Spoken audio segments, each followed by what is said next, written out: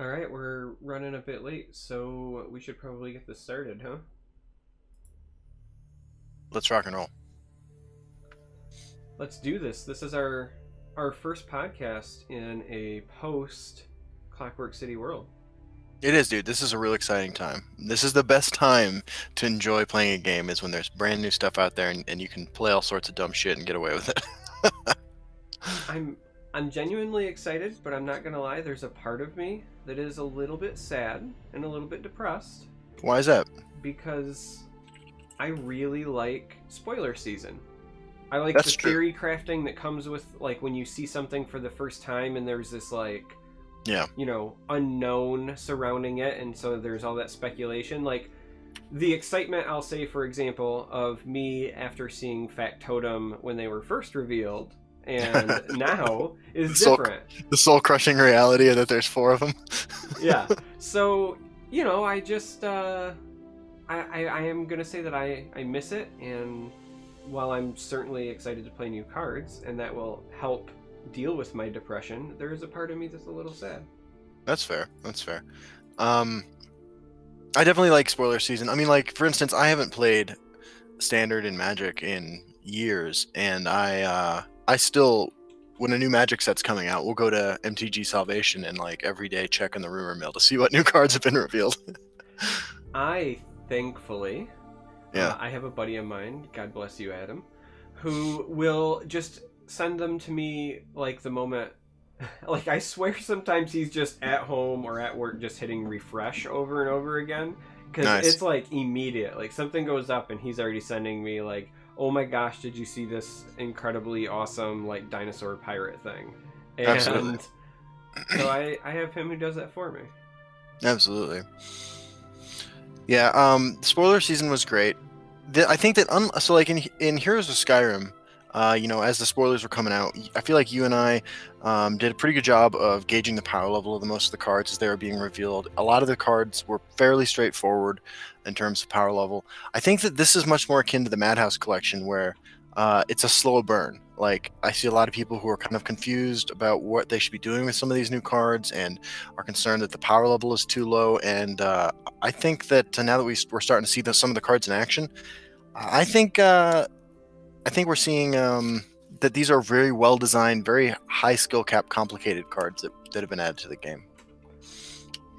It's a little bit of that, but for me, I also think it's just further reinforcement that people have really short memories, especially when it comes to this game for some reason, because I remember when Heroes of Skyrim came out, it wasn't like, you know, with the exception of people who were like, okay, I have to try Dragons day one because it was a very heavy theme. Yeah. It wasn't like Heroes of Skyrim hit and things took off. I mean, it was like Yeah, that's true. it was like a month and a half in before I even saw Support Mage, you know? Yes, Support Mage was like the last big new deck, I think, from the expansion. And yeah, I mean, more than half, I think, the day after the expansion came out, was Dragon Scout. Myself included. That's like legit the first thing I did when I got that expansion. So, of the cards, right, that you've seen so far, because I know that you've had the opportunity to jump on the ladder, and I have not yet. I hope to tonight or tomorrow. Yeah. What excites you so far? What have you seen early returns from? I gotta say that the one card that I have been most impressed with so far is Fabricate, and this is a card I talked some serious shit about at first, but the flexibility that this card offers is pretty unparalleled. And there's an RNG element in terms of the cost it gives you, and the so when you cast Fabricate, so 1 magic neutral action, you get to build a creature, and so the first thing that happens is 3 casting costs show up. And then the next thing that happens is 3 abilities show up, and there's all the keywords, plus give a creature +1/+1, deal 1 damage, gain 2 life. And this card has been really good. It is just so flexible, and it offers the sort of what it does is it sort of mitigates the variance of like drawing the wrong end of your curve at the wrong time. Because if you have a Fabricate in hand, like there's a really good chance that like you can find something to do that turn, or set up your next turn if you Fabricate casting cost options aren't what you're looking for. I just think Fabricate's great. It's a card that's good early and it's a card that's good late, and the creatures that it puts out are reasonably statted enough that the flexibility it offers is worth the extra 1 magicka that you're paying for what you're getting. But that's the one that I've been most impressed with. See, it's really interesting because one of the reasons I was not as, I guess, excited about that card when I first saw it, and you know, after having like learned what it does, was because I immediately compared it to Blackmail.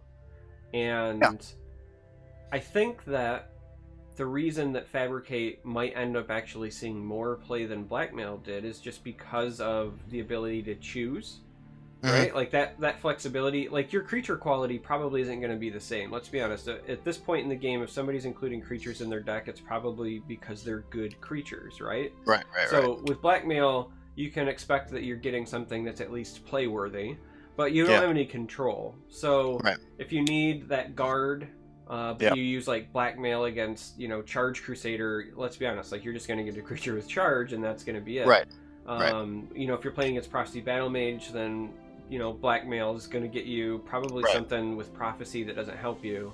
But, you know, Fabricate gives you flexibility, so it is an interesting choice. I've seen a couple of different keywords that I think are clearly, you know, the better ones. I think Ward is solid, Guard is solid, Drain can be in a pinch, and then I really like the +1/+1, and I really like the deal 1 damage. Absolutely. Chat's talking about College of Winterhold. Beforehand, right? Like in the grindy matchups, College of Winterhold's purpose at 1 was to get you Blackmail. And now I honestly believe that in most instances, Fabricate is going to be the better choice. I mean, there's obviously going to be times when you're playing College of Winterhold where you're going to want to grab, you know, Rapid Shot or something like that to screw up combat math. But yeah, absolutely. Fabricate is fantastic with College of Winterhold. Yeah, I don't know. I still really like my Rapid Shot. Just because I mean, I take Rapid Shot a lot too. I take Rapid Shot so much with College of Winterhold, like it's almost absurd. But same here. So yeah, Fabricate has been super impressive for me. I've definitely enjoyed playing it, and but God, I mean, where do I begin, right? Gearwork Spider is another card that I kind of undervalued, and I've played probably maybe 24 games involving Gearwork Spider now, both with and against it. And Gearwork Spider is just really solid value. For those of you out there who are Prophecy Battle Mage types of guys, I actually think Gearwork Spider is something you should look at. Really? Would you say you would run that over like Sharpshooter Scout? Every day, all day. A little less reach, but the recursion can be so frustrating, and it's also the sort of thing that, like, you know, like let's say, because Prophecy Battle Mage sometimes has reaches a point in the game where it's like, well, my opponent's stabilized, but they don't have life gain yet, so I'm only winning if I get my Afflicted Alit or my Lightning Bolts or my Charge Creatures. Gearwork Spider lets you grind out a little bit more than you otherwise would, and you know, the ability to have the first one die, and then when you play the second one, have 2 guys on the board. Those bodies end up mattering, and I think that if you adjust by just running a couple of items in your deck, maybe, I don't know, a lot of those decks run the 3/3 for 5 in red with charge that puts an item in your hand when it slays something. I think you can really get some value out of those creatures. But Gearwork Spider's been great. Endless Roadblocks, bringing them back repeatedly is fantastic. The value you can get off of them with Halls of the Dwemer is great. I think Gearwork Spider's been a lot more impressive. So, somebody mentioned the clicks, and I'm wondering if you have the same problem that I do. What's that? Are you fidgeting? Because like right now, I'll put. I am. I've got a fidget cube that has a clicker, but I usually try to avoid the clicker, so I've been doing my spin. I have tossed it aside. That's my apologize. No, I just think it's kind of funny that you're doing the exact same thing that I do, and that somebody noticed. Look, like we're antsy guys, all right? Yes. We need to decompress after our long days. I know, man. It's Friday night. Like I am relaxing. I am done with the work week, and this is one of the things I look forward to most. But I still can't help but every time I get in front of an audience, get a little nervous. So Yeah. I mean, I've taken my clothes off hundreds of times, but every time is like the first time. Wait, what? absolutely, especially on stage. So, I know that we're gonna spend a lot of time talking about Clockwork City, but I want to throw something out because there is actual like other things to consider, other news, if you will, and I want to get what your thoughts are on the monthly card, because I seem to feel like I'm the only person that's actually excited to try out this sorcerer card, and the more I think about it, the more uses I keep coming up for it, and I think that it has the potential to be like undervalued right now. It's definitely like, if you slay something when you play it, its value is totally reasonable for a 7-drop. I'm not sure, right? Like, I think like Ramp Sorcerer is a deck that I've had a fondness for a long time. Big Dumb Sorcerer was one of the first things I made after I got tired of playing Scout every day for 3 months. Yeah. It's a card I gotta feel out and play. It's obviously going to be a lot better in some matchups than others, so I think it's sort of meta dependent whether you want to run that or that, say, Pure Blood Elder is going to be better in your list. But it's definitely a card that I have my eye on and one I'm going to try out. I think just dismissing it because it's a 4/4 for 7 is pretty silly. In a deck like Sorcerer, where you can, Firebolt something to make sure that you get the slay effect on it, like, I think it's pretty reasonable to assume you're going to slay with it most of the time. Yeah, so I tried to talk about it a bit in like the video that I did for it, but I don't think that I was articulating it well because I was rushed that day and I filmed like right when I came home, and it was because we had access to the test server and I was super excited. But yeah, for me, it is 100% dependent on if you get the initial slay value. But if you can get that, then the card is like almost like an 8/8 for 7 with upside, right? Because you're gonna get a 4/4, you're gonna get a 2/2. You've killed an X2 of some kind, right? So it's probably a 2/2 or better. So when you factor all of those things in, because like for me, the natural card that you would compare it against would be Skywatch Vindicator, right? Right, which is also a pretty good card. Yeah, I was gonna say, or maybe Shearpoint Dragon. Those are your close ones. Both are 6 drops for 4/4s. This is a 7-drop. But unlike those ones, right? Shearpoint obviously has upside because it eats through wards and it has vitality synergy. But I'm okay with comparing it to Shearpoint and what I would call like the non-vitality lists. Because like, let's be honest, even if you're playing mid-range, you're on Shearpoint just because it's good, right? Right. Skywatch Vindicator is a flex card usually in mid-mage. Like I've seen people run it to give them extra reach. Yeah. But again, like both of those are essentially a 6/6 for 6 when you factor in their stats, and they either see some play or a lot of play. And people are talking like the Sorcerer card deserves to see no play, and it baffles me because for 1 Magicka more, you're getting +2/+2 in stats with the upside for Slay, and you're getting the upside for Slay in attributes that have access to ward to keep it from dying, access to tome, maybe from your Daggerfalls earlier to keep it from dying. The guard protects the 4/4 body potentially so that you can it doesn't get like auto traded into in the field lane. Like obviously it warrants testing, right? I could be wrong, but I feel like it's really, really early to dismiss that card the way that people have. I agree. I mean, like, it's got the whole package, right? Like, he attack and he protect. Yeah. He attack, he protect. I do want to say, he too, deserves to be in your deck. I don't know how many of you guys were playing back then, but I believe it was the beginning of open beta when Shocking Wamasu was nerfed. Like, am I mistaken in that? Should I stop talking? I can never remember. There was that, there was like a 2-month period, like half closed beta, half open beta, when I don't know what was nerfed when. I don't remember either. I legitimately. You know what I'm talking about, though? Yeah, I do. Look. Let's just say, like, Shocking Wamasu used to be a lot more like Ankano.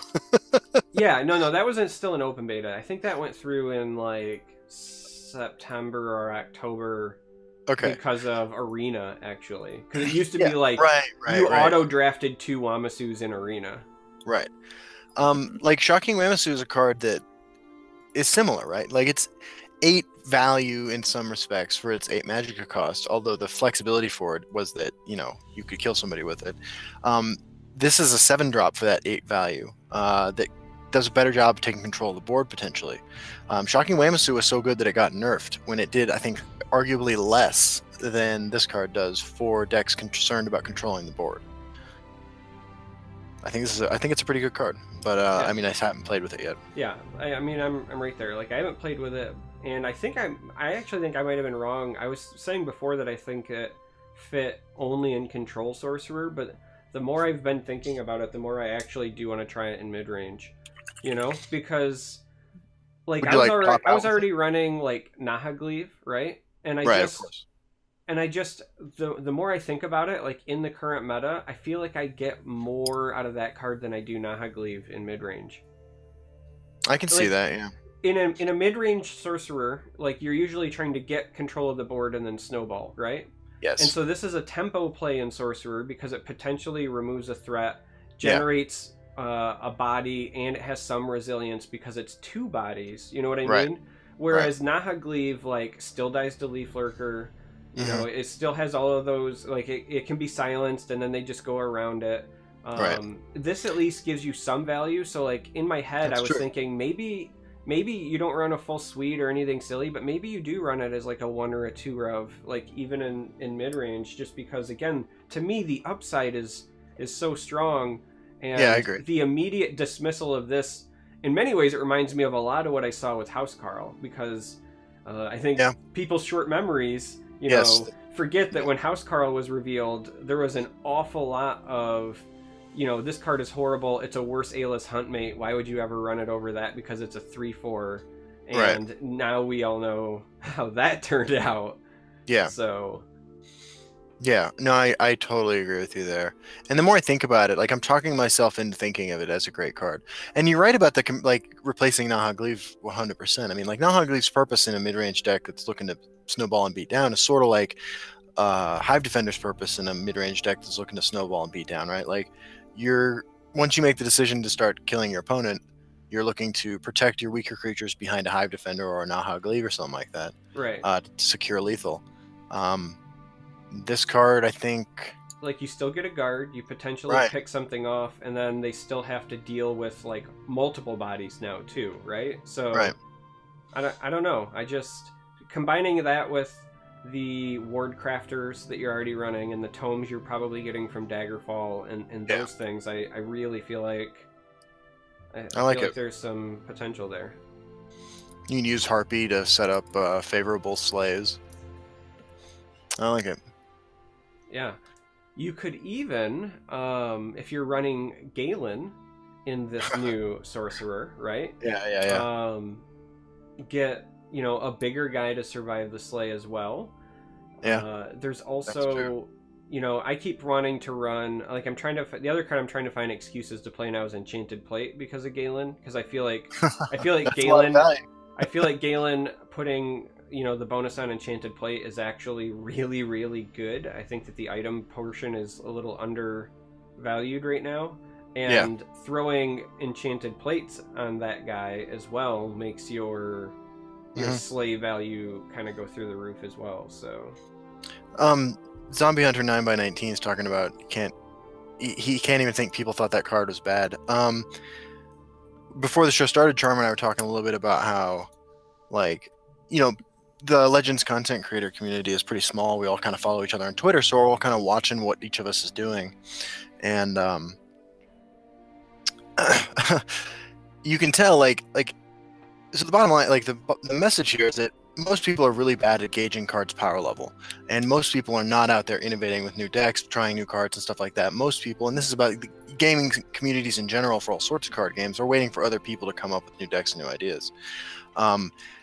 It's really only, you know, the people who are out there in the trenches playing the Factotum deck in every class and stuff like that on day 1 of the expansion who are going to be able to, at first, like really accurately gauge the power level of a card, you know, and because most people just aren't that person, like the response to a lot of cards before they come out is generally pretty negative because all they can think about things is through the lens of the decks they're already playing that somebody else designed.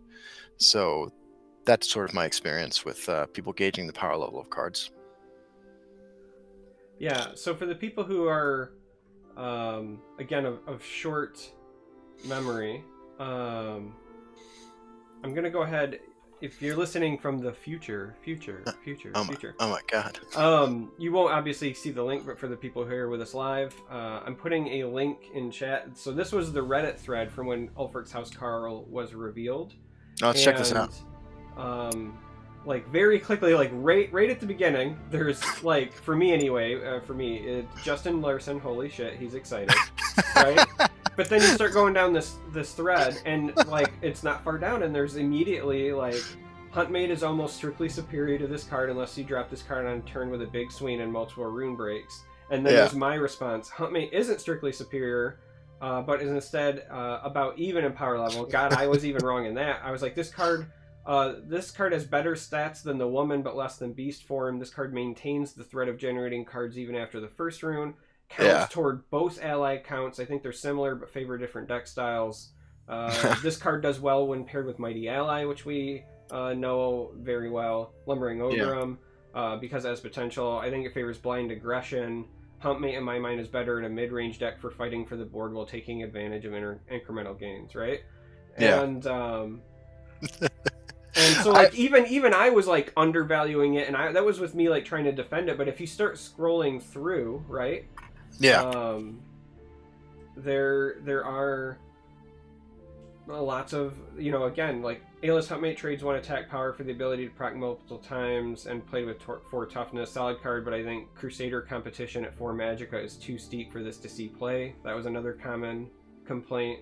So we're not mentioning this to say like, you know, shame on everybody, you were wrong. I'm just saying, like, when you see cards like this month's card or cards from this expansion, just remember that one of like the current meta defining cards was met with like lukewarm fanfare at the time, right?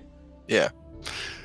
Dude, can I take a minute to say I usually don't remember what I post on Reddit like even a couple days later. So like going back into the Wayback Machine and seeing that my first post was in response to this card was holy shit, I had a good laugh about that. I still feel that way about that card though. Yeah, so yeah, this is quite the journey down memory lane. Like, here's another one of my favorites. This card doesn't do anything to help Crusader in the meta though. Its biggest problem is against blue curve out decks, and this does jack shit to help compete for the board. Yeah. Turns out you don't need to compete for the board when everything goes face. That's true. And I mean, like, this is still at a point, right? This is pre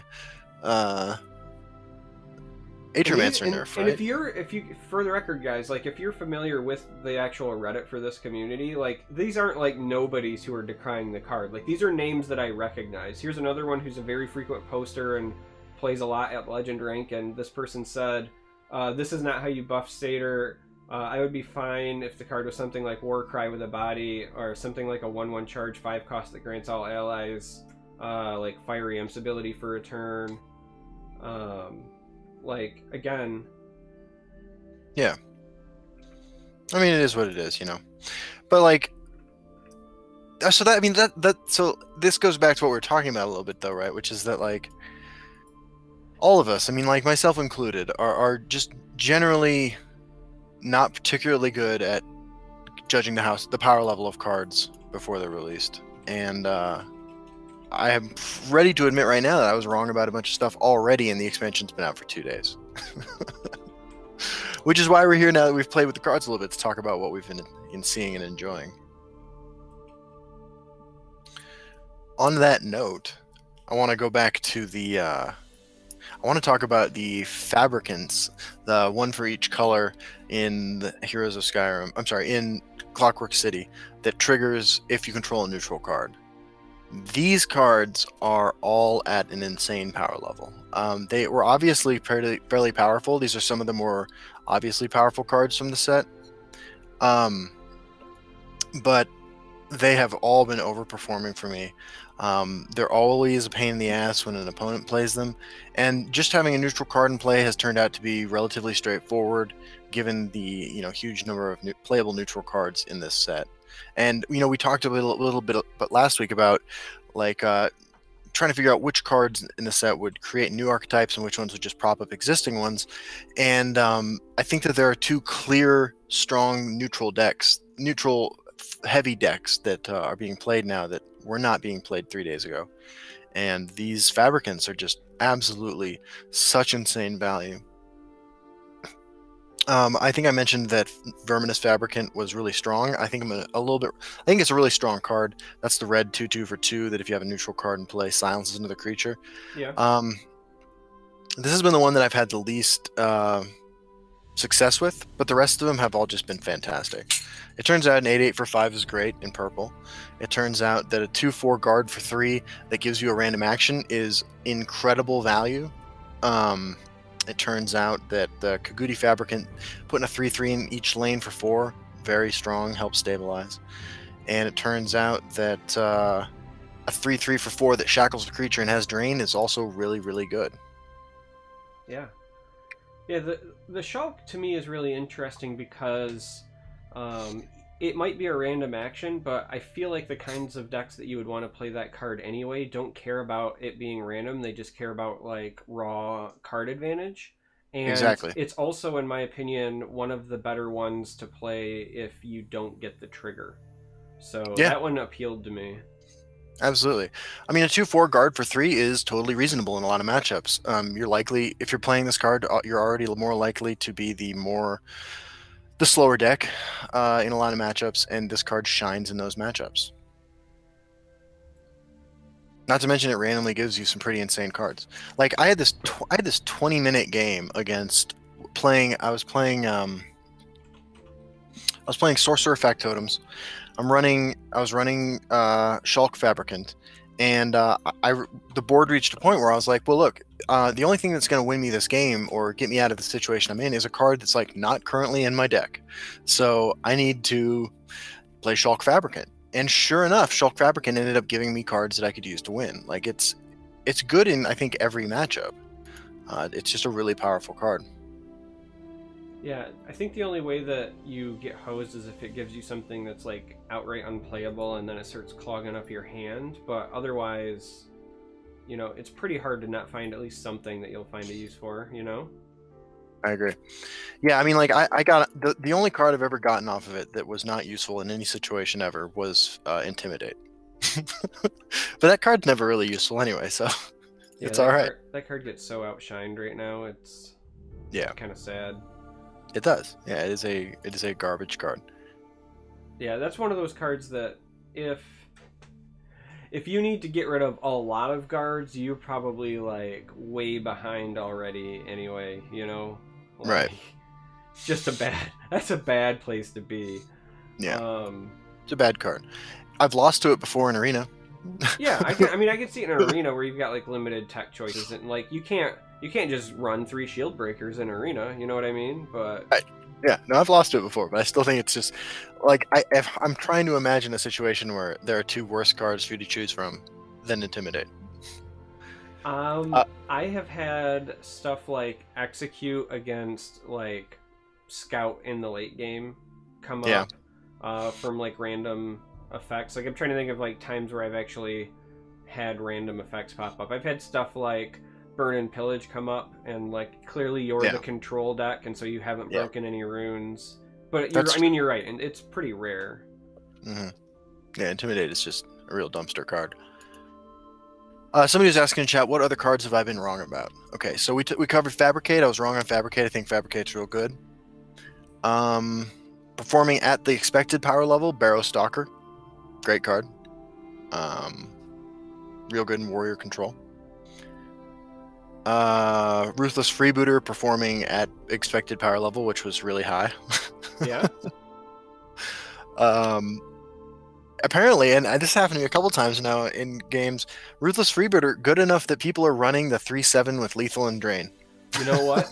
it's not even just that though. I've been seeing a lot of people running it because it is very easy to pair with Unstoppable Rage. Yeah. And it will, like, it auto clears a lane and gains you the health, right? Right. If you have the ring, then you can play it. If you have a discounted rage, you can play it. If you get a completed contract, you can play it. But it's a from hand. Like, before, you used to have to, like, play a lethal creature and your Snake Tooth Necklace. Right. And this is, at this point, like, just good enough that I've seen people running, like, 1 or 2 of the Scorpions so that they can pull that off. And so that doesn't surprise me. I agree. Daring Heist. Yeah, I tried to make that work in Market Archer. It is not good. But to be fair, says draw 2 cards. to be fair, I was being sort of sarcastic when I said it was going to be good. But yeah, Daring Heist is like almost impossible to trigger. Yeah, I'm never going to let you forget that. Like, every time there's a card that's bad but says at least draw 2 cards, I'm just going to say that. Yeah. Like, look, man, there's no doubt in my mind that, like, the effect draw 2 cards is super powerful, but this card is, even in Market Archer, it turns out, there's, like, never a situation where you can trigger this where it's the best thing you can do. Yeah, well, and also, to be fair, it's already competing with new Market Archer cards. Like, to me, that 4/2 Common Goblin was an insane addition to Market Archer. It does so much that deck wants from you already. So... Yeah, that card's been great in Market Archer. I mean, it opens up, you know, like, Market Archer was always trying to, like, get in incremental damage where it could in a lot of matchups. A 4/2 for 3 really helps with that, and the treasure hunt ability is awesome. So yeah, I mean, you double your combo pieces. Like, any 0 cost card you get is helpful, and yeah, 4/2 body is good enough. Like, it trades up well if you are trying to be defensive to live till your combo. It's aggressive enough that they, you know, can't take shots to the face. I like that card a lot. Absolutely. Reverberating Strike has been performing about where I expected it to, where we talked about it. Like, it's pretty good. It's playable. Sure. I mean, Crushing Blow was already pretty good, so... I agree. Rune Archaeologist has been impressive for me in Support Mage, not because of the ability, but because I was still running Daggerfall Mage, and a 2/5 on turn 3 in Support Mage has been a lot more useful than Daggerfall Mage ever was. Yeah, I'm still really torn on that. I had cut Daggerfall Mage from my Support Mage list, and I like the idea of the 2/5 stat line. And you and I were talking, you know, a bit off stream. I feel like the 2/5 has the potential to almost make you draw too many cards in Support Mage. Yeah. And I also mentally kind of like the idea of the flexibility of your Excavate getting back a tome if you need a hair more reach at the end of the game. Like, if you do generate a tome and you're playing Excavate, it gives you a little bit more flexibility, but I'll probably end up still running the 2/5 just because, again, the stat line is really important there in my mind. It gives you a lot of value. Ray Barker says we're crazy. I'm gonna need more details, Ray. Yeah, we could be crazy for a number of reasons. So yeah, well, I mean, that's just not nearly enough of a heads up as to what's going on here. Yeah, there is so many available reasons for us to be crazy. I mean, we're not like lie to the FBI kind of crazy, but we're right. We don't need, you know, nobody needs to lock us up. Although I guess in my case, like, somebody did at one point. Yeah. I'm just a little sad that I beat you to that reference this week. That was pretty good. Yeah, I've been trying to figure it out. Yeah. Oh, Daggerfall Mage cutting. Yeah. Yeah, oh man, I don't even know where to begin. Sorcerer is popular right now, and Sorcerer's Negation is all over the place. Shearpoint Dragon still eats it. That's my thought. I was gonna say, you hit half of it on the head for me. For me, it was because, again, I cut mine even before the expansion came. I haven't had a chance to play test yet. That's going to be after the podcast tonight. Right. But I ended up cutting Daggerfall because it was just dying, like in the control matchups, it was just dying to Shearpoint a lot of the time or similar effects. And against control matchups, honestly, like, it didn't generate the value I needed it to. And against aggressive decks, I just needed to survive till I could get the soft lock. And so I was actually getting more value out of the 2/4 Prophecy with Guard.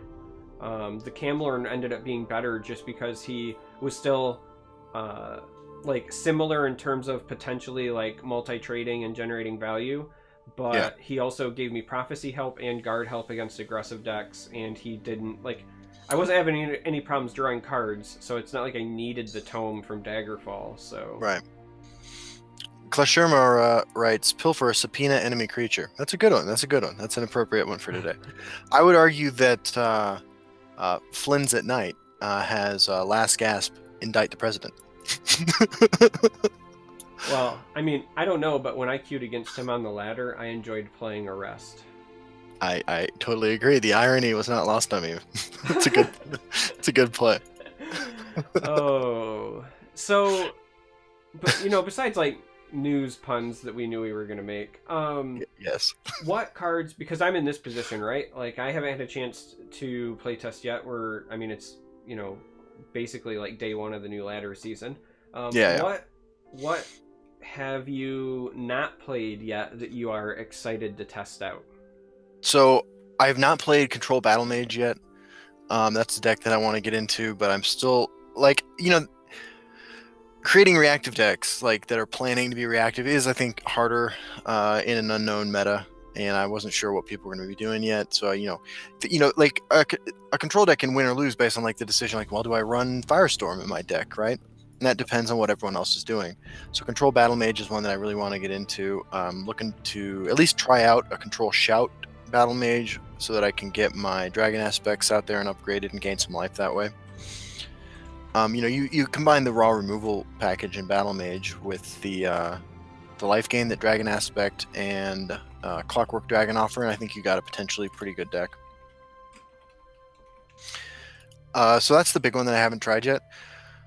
Other than that, Mono Purple, I got to give that another shot. I honestly think that Mistveil Warden, Galen, and Barrowstalker are good additions to that deck. It's never been a great deck, but it's strong enough. I think it's pretty solidly tier 3 at least. So that's one I haven't done yet. And I have not cast Mechanar yet. Oh, see, he's on my list. Yeah. There is a part of me that wants to try running some kind of control sorcerer, right? Like I said it when I did the video for the monthly card, and I wasn't just saying it like for memes. Like I do want to give that a go, but I'm undecided because there's a part of me that really wants to run control sorcerer like in the traditional ramp package that it's been like it's been really rare for like the last month and a half, 2 months, but when I do see it, it's like a ramp version, and I kind of want to give that a go. But there is a part of me that wants to like try to run a version of control sorcerer that is like controlling against the aggressive decks, but still tries to come underneath the other control decks. And I think that you might be able to do that if you run like the Hallowed Death Priest package and Mechanar and Flicker effects. Because like if you play like a dark a dark rebirth on either of those against control, and you have the ability to deny even a couple late game threats with your already like traditionally sticky and hard to remove threats that exist in sorcerer, I think you can still potentially come in underneath other control decks, but you can still run like the blue early game removal package for against the aggressive decks, and Barrowstalker does provide a little bit of life gain as well. So I agree. That's in my mind. Obviously, again, I haven't had a chance to test, but that's where I've been theory crafting that deck, and I'm excited to see how well it works out. Are you familiar with Soti Mag? It's Szoty. He's a Reddit poster. Oh, yeah, I always say like Zatsi Mag in my head or whatever, but I had to ask him how it's pronounced because he actually made the frames that I use for my when I record. Oh, okay. I ran into him on the ladder, playing like a sorcerer you're not allowed to have fun deck. I mean, that's kind of what I was thinking. Yeah. Yeah, that was a really entertaining game. I was on Dwemer, and I don't. It's not even clear to me that his deck had a way to win in it. He was just playing like everything you're talking about without a clear end game that I could see. So I think there's something there. I think there's definitely something there.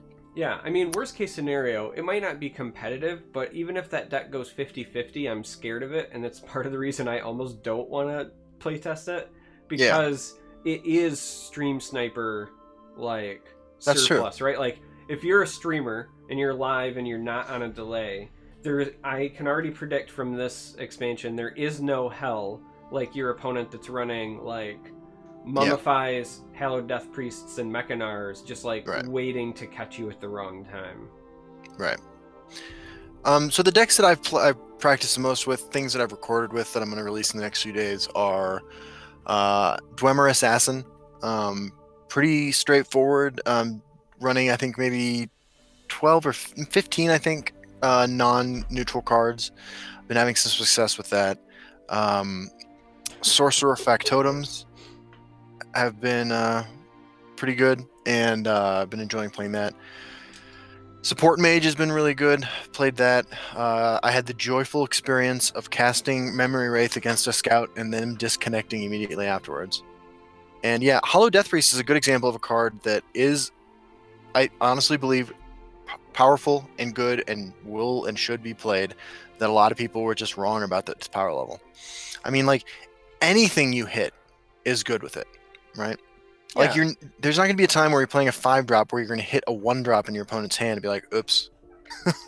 I mean, obviously it's still early, but I feel like my assessment is going to be great. In that I said it was a control card. I think it's strongest in the control mirror, and it has potential in a mid-range mirror, but like, I don't think it's an auto include in like mid-range decks. I think that it's a tech choice in mid-range, and if you're playing endurance control, then it's a really strong choice. Yeah, it's just good. But you're right, it's not an auto include. It's several things. It's meta dependent. It's I don't think you run the full 3 even in decks that can run it. I mean, like, you can build. I was gonna follow it up with, like, you can build that you're not allowed to have fun deck, and I get that, but it's not necessary to. But it's definitely strong enough that people should try it out. Yeah. So you missed it, but I had a bug drop from my ceiling, land on my shoulder. Oh, did you really? I was wondering what that noise was. I thought maybe, like, I did something. No. Like, I like jumped because, like, it fell, like, also right in my vision, and I didn't know what it was. And sometimes I get pretty big spiders that'll just drop on me, but it was just like a little beetle. So Mac Milanov says Death Priest is just another ramp scouts card at the moment. I kind of disagree. I think that Death Priest is better in warrior control and in help me out here, sorcerer control. Yeah, I think it's better in both of those as well. Yeah, I think scout. Honestly, I think you can run the same scout deck today that you ran 3 days ago and still be pretty successful. Yeah, I think the changes to the old scout list are going to be pretty minimal as well. Yeah. Maybe you make a new type of scout list that's not just focused on playing the best end game in the world, go more mid-range. But even then, like, there aren't a whole lot of tools in this set for the traditional scout list. Like, you would need to go pretty different with, run things like Ruthless Freebooter and just do a completely different deck if you wanted to recreate scout at this point. I think Galen the Shelterer might be the only new card you auto-include in that deck. Yeah. For me, it's just one of those, like, especially in Ramp Scout, right? Like, I could play the Death Priest, or I could just spend that Magicka to play, like, a real threat, because Magicka isn't really a hindrance, and try to race my opponent. Yeah. And if they already have the answer in their hand and they haven't played it, right? Like, I don't know. Like, I'm not saying that you can't run it. I'm sure that there will be people who do run it. I'm sure that there will be people who have success. Right. I just was less excited about putting it in Scout than I was Warrior or Sorcerer. Like, I agree with you. I think that's definitely where it belongs. I mean, like, you could play Cells Through Storms and Mechanar and Ramp Scout and probably be successful. But the question kind of comes, like, what do you replace, I think you can cut Tazcad if you're still running Tazcad. You could run a Ramp Scout that isn't running the giant bat package and make more room for just big fun stuff. But I don't know. I don't see Ramp Scout, like the Ramp Scout deck we're used to for the last few months, making many changes. I don't think Barrow Stalker is what that deck needs. I think that it's got good enough early green creatures that it doesn't want to run Barrow Stalker. Daring Heist does say draw 2 cards, but I don't think Ramp Scout's ever triggering it until they win. Yeah, I mean, I think that Sails Through Storms is probably the other card that's auto-include in in ramp right now. Like Right. I know it takes a turn to develop, but Right. it has so much potential to hit so many gross things. Right. So other cards I was wrong about are either good or bad. So Hollow Death Priest I thought was going to be played. I think it's more powerful than I thought it would be. Clockwork Dragon has been good in every matchup I've played it in or seen it played against me in. But I think we were both pretty high on Clockwork Dragon to begin with, right? Yeah. Yeah. Yeah. I mean, get the fuck out of here, dude. Yeah. So sometimes I don't have a long-winded answer for everything. Believe it or not, every Fair now enough. and then, I don't. But for the most part, Mechanar's Will, haven't seen it played yet. Drafted in Arena, didn't draw it. Rift and Lawkeeper, I saw somebody playing those in a mid-range monk list, and it looked really, really good. And I think that if there was a deck that you wanted to, that you would be willing to play a 4-drop like Rift and Lawkeeper in, it's mid-range monk. I thought it was pretty strong there. I mean, you that puts you at like 12 auto includes for the 4-drop slot, right? Like Cloudress Illusionist, Hive Defender, and Rift and Lawkeeper. And that's definitely one way to do it. That deck likes to gain life to help reclaim the board, so. Yeah, I almost wonder if the Lawkeeper's too much. I mean, it might not be, but again, that's a really crowded 4-drop. It is. Hey, Americon, welcome to the podcast. Thank you very much for all the great work you guys did on this expansion. We've been having a blast with it. And the story mode was a lot of fun. Like, I guess for me, mentally, right? Would you rather run the Lawkeeper and compete with your 4 slots, or would you rather just rely on Dawnstar at 3 and, like, 1 or 2 Pillaging Tribunes at 5, which is a card that somehow, like, has faded away but hasn't been any less, like, viable lately. I'm actually kind of surprised we haven't seen it pop back up again with all the aggro decks running around. Yeah, absolutely. I can see what you're saying. I think that it sort of depends, right? Like, Dawnstar Healer is another card that I haven't seen a whole lot of lately, which is sort of surprising as well. I think that if there was a time to play like a life gain monk deck or a life gain crusader deck, today would be a good day to play that deck. But then you kind of run into the problem, right? Where these sort of awkward mid-range decks with the life gain package and stuff just like fold to scout, right? Yeah, I mean, I guess the biggest thing is that it's scouts, but also like support mage, and like the life drain is that double-edged sword, or excuse me, life gain. Sorry, not life drain. The life gain is like that double-edged sword where you're really strong against the other aggro decks, and then like drawing dead and the other stuff. Right. I mean, that was the strength of the mid-range Crusader Fantastic Fours list that I was playing. Is the meta was fairly aggressive. There was a lot of blue mid-range decks. And the life gain in that, like, you would take 10, 15 damage, and then your life gain package would overwhelm them, and they couldn't come back. We're not really in that sort of meta right now. Like, blue mid-range isn't really a thing right now. Yeah. And overpopulating the board gets you killed by unstoppable rage decks. Support mage will severely punish you for overextending as well. And those decks sort of have to snowball onto the board and kill you over the course of a couple turns, right? Like, they don't have the OTK potential. They don't have the reach necessarily to seal the game after you wipe their board, so. I will say this.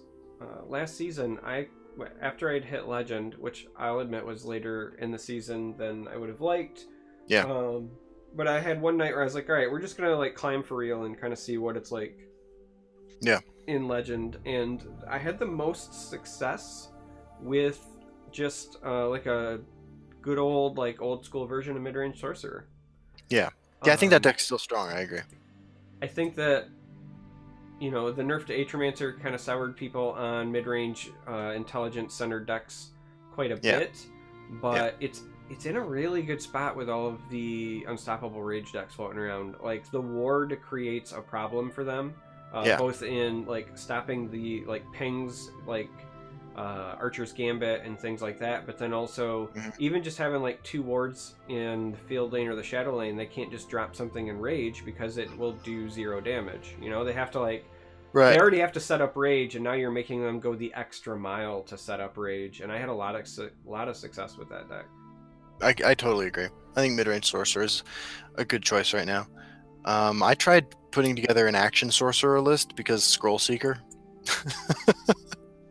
and I wanted to play sorcerer, and I couldn't make that work necessarily. But like the games that I did win were on the back of just like traditional mid-range sorcerer stuff. And how did that go? Scroll Seeker. Well, look, every time I tried to win with Crystal Star Crafter, I ended up heartbroken. And every time that I, curved from 4/4s for 3 into Royal Sages, I won. Seems good. Yeah. And finally, the last card that I was definitely wrong about is Dwarven Colossus. That card has really, really overperformed. I'm not surprised. Yeah. I'm not going to say that I was saying it's going to be like really good, but I was trying to defend it a bit because I was trying to say that even I said it I don't know if I said it in one of my videos, but I know I was saying it in a few streams, like where I was lurking while working, which is something I do a lot. Mhm. But I kept saying that it's the kind of like late game bomb that against certain kinds of decks, like against mid range or other things, Yes. even if they have the removal right away, you put up 2 O5 guards that they also have to deal with. And even if that's been what's killing it. That's Yeah. what's been amazing about it. And if they don't have the removal right away, not only do they have to go through a guard to get it, but unlike something like Iron Atronach, whose biggest problem, my opinion anyway, is that he had guard because he dies right to lethal. Yeah. Just like straight trading lethal. This thing you can hide in the shadow lane and put a guard in front of it. Yes. And it'll gain keywords. Like I kept saying in other people's streams, like I can see plenty of scenarios where against like a mid-range deck, if you play that card and they don't have the answer, you might just win the game. Like if that gets drained the next turn and you use it to even just like trade into a threat and gain 11 health, like you probably just won. Yeah. So totally. I mean, I have a screenshot actually of me playing it that I would like to share real quick. Let me figure out how to link to this. This is me playing Assassin Dwemer against Mage Tokens. And yeah, this card has just been super good. I'm going to share this in chat. This is what it's like to land a couple of these onto the board, give one of them drain, and magically your opponent will concede.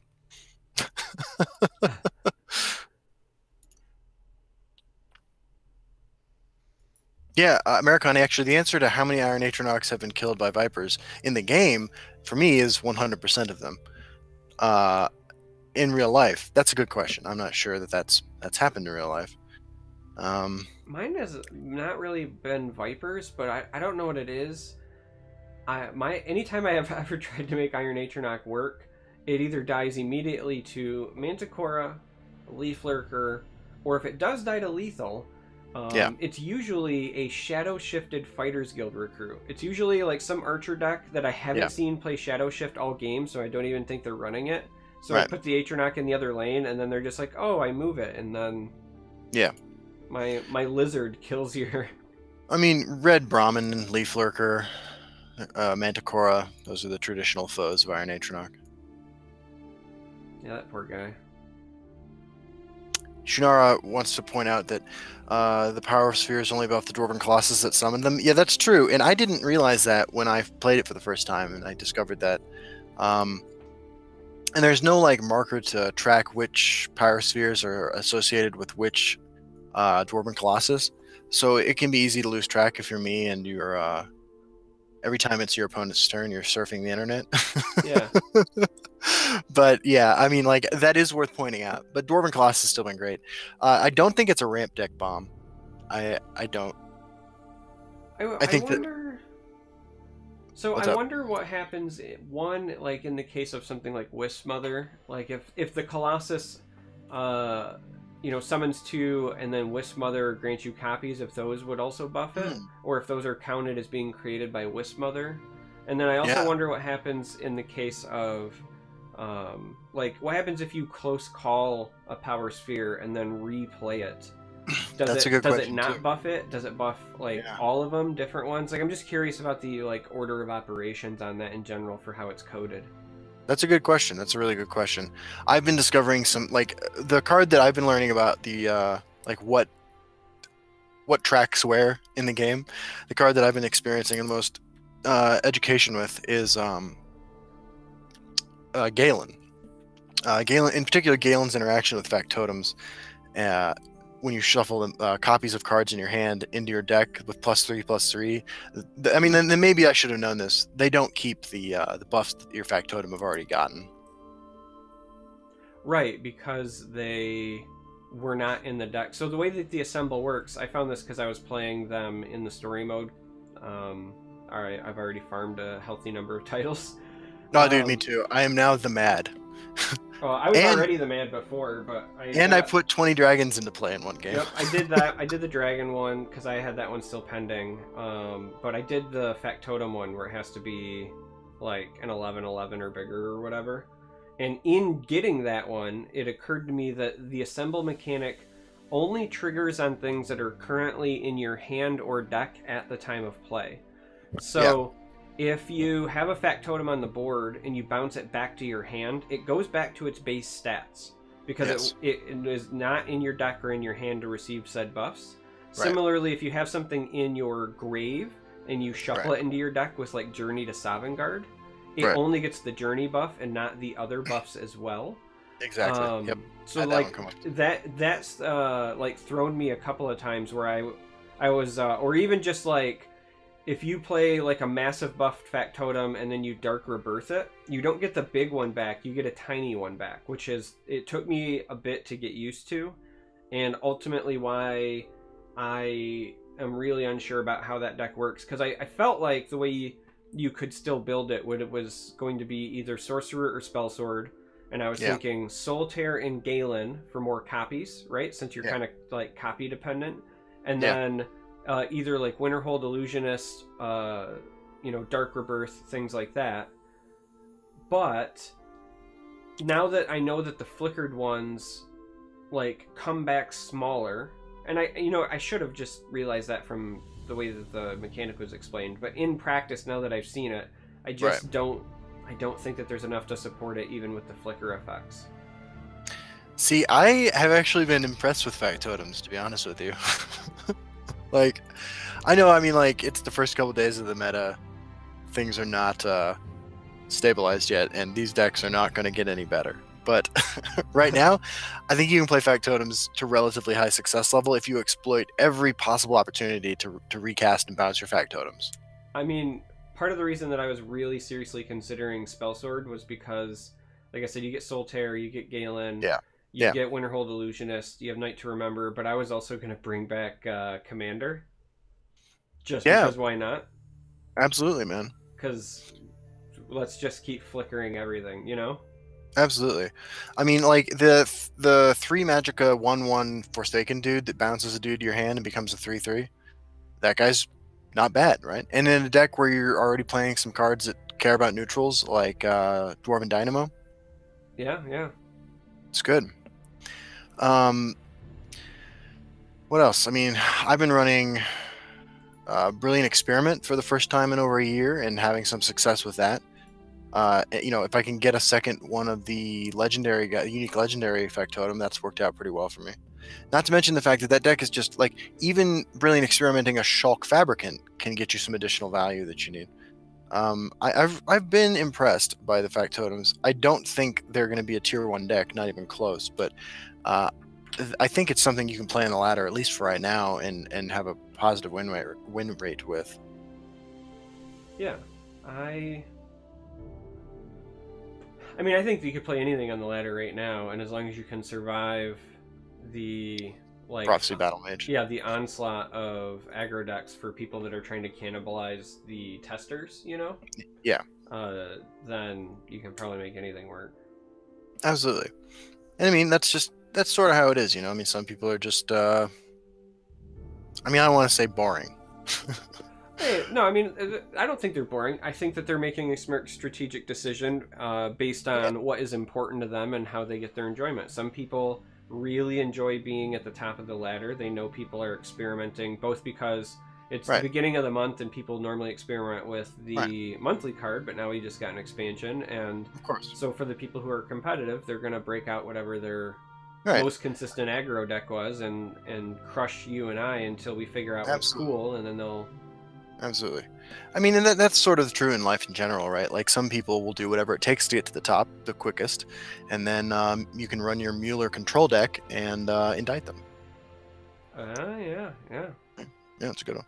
That was a good one. It's a good Thank- callback. Thank you. Yeah. So, what deck do you think doesn't exist that you want to try besides Sorcerer Control? So right now, like for my immediate future, I want to give Sorcerer a try both in mid-range with some of the new cards because, like I said, I had a lot of success with like a traditional mid-range Sorcerer at the end of last season, and I think I got some cards to help it. So I'm actually really excited to try mid-range Sorcerer again. But I also want to try Control Sorcerer with the like you're not allowed to have fun. I want to try an updated list of support mage, like you and I were talking about off stream, where I'm literally looking to make it become concede mage, where I don't even run win conditions. I just make it so that you can't win. Yeah. And I really kind of want to try out something in warrior, but I don't know the right way to put it. Right, like. Orcs are good. Orcs were really good for me last season as well. I think they're in a good place, but I feel like there is room for a different version of warrior or a different variant of warrior that has the potential to be like mid-rangey, is I guess the way I want to put it, and still be successful. Because I mean, like it's almost kind of a crime when you think about it that like. There's a version of mid-range warrior, and I know it's because you're running the orc package, but like there's a version of mid-range warrior that doesn't run young mammoth, and that just keeps feeling wrong to me every time I think about it. And I kind of want to give something a go there. I can see it. Yeah, this is an exciting. You know, like we're at like stage 1 of the new meta, right? People are testing. Right? In a few weeks, we'll be in stage 2, where there's a few more linear decks that people are playing that include new cards. And then we'll proceed to stage 3, where new control decks are coming out, utilizing new cards to combat whatever came around in stage 2. And then we'll go through stage 4, which is acceptance. Yeah. And we'll be ready for the next set. Cards that are performing at least in the little bit that I have played, like not on the ladder, but like just a couple of quick throw together games that are surprising me are the treasure hunt cards, specifically in Battle Mage, and I desperately want to try like something mid-rangey in Battle Mage that uses the treasure hunt stuff. Whether or not it's item Battle Mage or not, I don't know. I think that there's like a lot of potential even in something like an item Battle Mage. Because if you remember like old item Battle Mage, when you ran like Gardener of Swords and things like that, we're running some main deck tomes just for the draw card on your Gardener to generate value. And I'm finding that it's way better with the treasure hunt cards and treasure map. Yeah. And I want to give something like that a go. I can see that. I think that an item Battle Mage like mid-range list has a ton of potential. Joe Bob writes, fun fact, the word factotum comes from the Latin verb facio, facis, facere, feci, factum, to do, ergo fact, and the adjective totus, tota, totem, whole, entire, ergo total, entire, total, and therefore means do everything. Good times, man. Thanks, Joe Bob. Hey, Joe Bob, fun fact. When you play a factotum, you are playing a singular factotum. But when you assemble multiple factotums, you have created a factotum pool. Get the fuck. I quit. I can't do this. I can't work with this man. Oh. Good times. Yeah, I was gonna say it sounds like you're summoning up Sheogorath here. Yeah, I'm pretty sure he just brought Chucky back to life. Isn't that how that works? It is. Oh. Get in front of a mirror and say Biggie Smalls 3 times. So, we're about an hour in. Do we want to go to the questions part? Because I'm sure with the expansion and so forth, Sure. people have a lot of them. You know what we could do is we have 2 copies of the expansion to give away. Do you want to give one away now and one at the end? Actually, I think that's better. Before we do the questions, we should do a giveaway because chat will be spammed with the entries. Absolutely. So let's go ahead and queue this up. And, are you guys ready? Let's just say open giveaway. There should be something that pops up in chat. And should tell you what to do. Do they need to do the capital letters that way? No, it's not case sensitive. Can I enter? Yeah, I am not stopping you. You have consent to enter me. Aw, that's so sweet, buddy. You know what? We live in these times. It's no longer enough to not be told no. You need to be told yes. So I appreciate that. And at multiple stages, because people have the right to change their mind. So right, and if you're a 14-year-old girl and Roy Moore is hitting on you, you can't offer consent because you're a minor. You know, I don't understand why minors don't have rights. I mean, they spend all that time like in a cave, chunking out coal. Fucking knew this is where this was going, dude. I as soon as you said I don't understand why minors, I was like, oh god damn it. You have to understand something, all right? 4 years ago, I had a child, and when it came out, I was handed a manual about all of the things that I'm required to do by law. Right. And dad jokes is one of them. Like, it's... You know? Well, you know, if Roy Moore had received a book about things he's not allowed to do by law with kids, we might not be in the situation we're in right now. I mean, he did receive a book for a bit because, like, he was a judge or whatever, but he didn't learn anything from it, so I feel like somebody should throw that book at him, right? That's a good idea. Speaking of people we're going to throw the book at, Michael Flynn joke. So, all right, I guess, because we do have international, like, viewers that hang out, right? If you guys don't know, the American news cycle has been dominated by a number of things lately, but, like, big stuff today was related to both Roy Moore and Michael Flynn, and, like, at some point, like, things just get so sad you just have to make jokes. So, yeah. It's what we do. Yeah. America. Garlic says, I thought you were suggesting children should work in mines. I mean, I wasn't suggesting that they shouldn't work in mines. I don't see what the problem is there. The Fun Interactive Podcast has no official position on child labor laws. But if you want to work, grab a shovel. Listen. If somebody wants to come shovel my driveway just because they're 8 years old doesn't mean I'm going to turn them away, right? Like, I'm going to be nice to the kid. I'm going to give him like 35 cents and let him shovel the snow from my driveway and call it good because that's what you do. So like, how can I then be mad at giant corporations paying people 35 cents to make shoes 12 hours a day? You know what I mean? Like, Absolutely. I can't be a hypocrite. So because I give the local neighbor kids like money to wash my car, right. That philosophical consistency is why you're such a good guy. That's right. Mm-hmm. We're in a party like it's 1909. So, Americon, by the way, is trying to enter with the Return of the Jedi hashtag. Oh god, it should have been like The Last Jedi. Yeah. Instead of Return of the Jedi. Here's the thing, I'm not a big Return of the Jedi fan. Oh man. I'm really not. I know I fake quit earlier, but like I should have saved that move for now. No, I'm going to be honest. Like, for everybody who likes to give the prequels shit, I always point to Return of the Jedi and say, what did you expect, right? Your holy, sacred, like, Trinity original 3, you knew it was going down that horrible, horrible road with Return of the Jedi. Return of the Jedi has, like, cannibal teddy bears that take out a legion of the Emperor's best men or whatever on some moon because he wanted to sell toys, and then you take like arguably one of the single most intimidating cinematic badasses of all time in Darth Vader, right? When you consider his position at the end of Empire Strikes Back, he went from being guy that blew up like planets on the Death Star to guy who then like shows up in person, intimidates people, force chokes them, like changes deals. Then he cuts off Luke's hand, leaves him hanging by a thread, and literally says, "Oh, by the way, I did your mom," right? Like drops the biggest like "I did your mom" joke in cinematic history. Yeah. And he goes from that to a guy who's like, "Well, you know, I kind of never really wanted to do it, and this other guy's the real problem, so you know, like my boss is a real prick. Sorry that I had to be mean to you earlier." Like, no, you can't do that. Like, sorry, Return of the Jedi.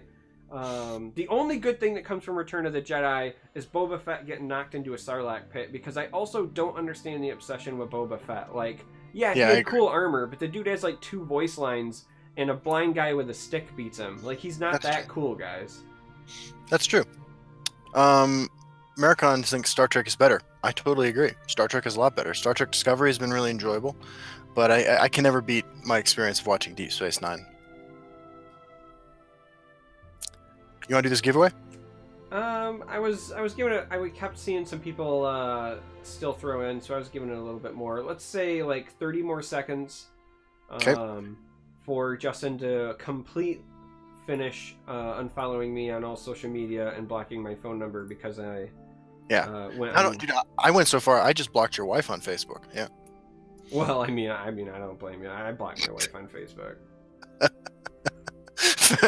Fair enough, man. That actually started, so like for the longest time I didn't even have a Facebook account, and then I created one just for the Facebook like credentials login. Yeah. And she found out that I had one, and it actually like started an argument. She was like, "I don't understand why we're not friends on Facebook." And I was like, "Because I'm not friends with anybody on Facebook. I'm literally treating you the same." And she was like, "I know, but like what if people find you and they, you know, blah blah blah." And I'm like, "Yeah, but I'm not friends with anybody, so." I was really concerned when I've always just gone by Justin Larson online because I didn't get online and do stuff until I was in my 30s. But and so it just has never occurred to me to go by like Edgelord09 or something like that. But I was concerned when I started doing the YouTube channel and stuff that like people would like reach out to me in person or whatever and stuff, but like that's never happened. I'm not really worried about it. Yeah. I've gotten a couple creepy Facebook messages from people. But you know, I mean, like, if you're friendly to everybody, then nothing really, you know, goes wrong. So everybody, because I saw a pretty awesome Twitter rant from somebody the other day who was not being friendly to everybody. What did I say? I believe there were multiple tweets that were along the lines of "fuck Nazis," but oh yeah, I forgot about that. Okay, so somebody wrote something on one of my videos recently about. Okay, so I uploaded a clip from my stream where I was, I made some joke about white nationalists being inbred or something like that. And it happened to be in the middle of a game that I wanted to upload to YouTube. So I put it on YouTube and somebody was like defending white nationalism on my YouTube channel. And I was like, I just responded with like, look, I stopped reading when you started defending white nationalism. And then I tweeted something like, just so we're clear, fuck Nazis or whatever. And I got a couple messages, not from people who follow me, just a couple messages from people, from neo-Nazis, I assume, who are not very pleased with what I posted. All that happened was you triggered the Russian bots because they keyword on things on Twitter, which is how you got found. Like, let's be honest, that's what happened. Yeah, but that's true. That's true. I'm pretty sure that if I understand what happened in the news state correctly, those bots were ordered to do what they did because Jared Kushner told them to. I mean, that's true. You can't say no to the Kush. That's right. So okay. Yeah, we're gonna pick a winner real quick, and then I'll tell you about. I mean, I'm pretty sure I've covered this on stream before, but I'll tell you about like the Charmer origin. But I'm gonna pick a winner. Don't worry, we're gonna give away a second copy here at the end. But right now. Who won? My bot will announce it. It should anyway. Hey, there we go. Uber28. Speak up. Cool. Congratulations, Uber28. Speak up. You have won. say something in the old chat, and then as you say something in chat, we will send you one of the keys. I'll go grab it now. Yeah. Sir Justin. But basically, the only reason I'm asking you to say something in chat is because in the past when I've done giveaways, I've had some not very nice people that like claimed to be other people and steal winnings, and that's not cool. So if you speak up, then my bot recognizes it and I can send it to you directly. So, sweet. Let's do it. Yeah. Just this guy probably just like this.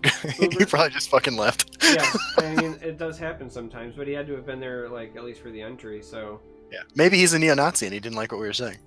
Yeah, I'll give him a couple minutes while I tell the charmer thing. So the charmer thing is twofold. One, when I first started streaming, I was playing a lot of League of Legends, and I mained a character called Ari. She's known for an ability called Charm, and so I was just like, all right, like I'll just be Charmer. Hey, there he is. Congratulations. And here's a key. You go to Bethesda.net. If you've never done it before, you sign into your account. There is a spot for redeem code. You enter what I just sent you. And congratulations. Yeah, congratulations, Uber28. You can now play through the story mode tonight. Don't forget to get your titles so you can farm some dumb stuff. And most of the, on normal mode, most of the matches are winnable with pretty random stuff. So play what makes you have a good time. So Neo-Botsy. Right. So when I started streaming, like I never had this like idea like, oh, I'm gonna be the next big streamer. Like it was a hobby from the get-go. But you know, I've only for the last decade or more worked at either government agencies or nonprofits or like education. And not that I think I'm at all like super controversial, but I do drop the F-bomb from time to time. I'm prone to weird rants. So like I was trying to like be just cognizant of that. It's not so much like I don't care if anybody finds me. I've had a couple of weird Facebook things. I had this one very nice gentleman who used to hit on me a lot and messaged me a bunch for a bit, but then has stopped. But for the most part, like I don't care if anybody like finds me as a person, but I've always in the back of my head had this weird like I didn't want somebody to like be Googling me because of like my teaching profession or something, and then find a video where I'm dropping a bunch of F-bombs playing like a video game or whatever. So that was the only reason I used a pseudonym, and Charmer came from like I played a lot of Ari at the time. I wish it was like I'm charming. No, I'm not. Like I needed something that like legitimately just wasn't taken and didn't directly like link me to any of the organizations that I worked for, because I didn't want them to have their funding impacted. But basically, I didn't want like people in need to lose services because I like to play video games. So yeah. I understand. But I'm a little less concerned about that. I mean, like my supervisor killed a man. Like yeah, well, yeah. My organization has better things for it. Yours is a little bit different, right? Like specifically when I first started, I worked for a small nonprofit in education in our state. Like every year when they do budget stuff, they're like looking for an excuse to cut our funding. So like it was just me trying to be like cognizant of that. But like I've said before, like my name's Derek and it's spelled funny, and I've like written it in chat. And it's pretty easy to find. If you want to find out who I am, what I'm trying to say is it's not that hard. I don't hide it. But Immortal King 1982 writes, now that you have had a chance to play with the new cards, is there any one card that outperformed your initial expectations or underperformed them from what you expected? I mean, a serious question for you. Are you just farming Twitch drops and not listening? No, Immortal came in like 10 minutes late, but I'm fucking kidding. But it is kind of funny. Yeah, and Garlic, he did. Yeah, I work for a nonprofit that hires people who did time, and he did 22 years, and then his sentence was commuted because he was sentenced as a juvenile, and that became was ruled unconstitutional in Colorado. Don't you have to correct your explanation now, though? Don't you have to say that you work for a nonprofit that hires people who previously served time and cute interns? That's true. Yeah, we do. We do have a 22-year-old who's working the front desk now. Oh. Yep. But yeah, there have been a lot of cards that have exceeded my expectations. The biggest one for me is Fabricate. That's the one cost neutral action that says build a custom creature and put it into your hand. That card has been so much better than I thought it would be. I've been super impressed by it, and I think it's good and goes in a lot of decks. Not aggro decks, but a lot of other decks. That's been the card that's most exceeded my expectations. And then there's a couple others that I mentioned. Sandra has come back downstairs from watching Rent. I just want to give her a shout out. Also exceeding my expectations was Dwarven Colossus, which has just been really solid. The Power Spheres make that card playable. So Neuro asks, how does Fabricate work exactly? Great question, because some people still may not like 100% know or have seen it. Yeah. So when you cast Fabricate, you will be presented with 3 creatures, right? The creatures seem to be presented at random because I've got a bunch of different values, but it's either, you know, it's basically 3 creatures that are valued between 1 and 12, right? And when I say valued between 1 and 12, I mean it's either a 1/1 for 1, a 2/2 for 2, a 3/3 for 3, yada, yada, yada. And so you get shown 3 of them and you pick a body, right? After that, you're then shown the choice between effects or keywords. So you might be shown like ward, breakthrough, and summon, deal 1 damage. Like those are possible outcomes. There's also like a summon, you gain 2 health, a summon, give a creature +1/+1. But like all of the normal keywords that you would expect. Though I will admit I have not yet seen charge.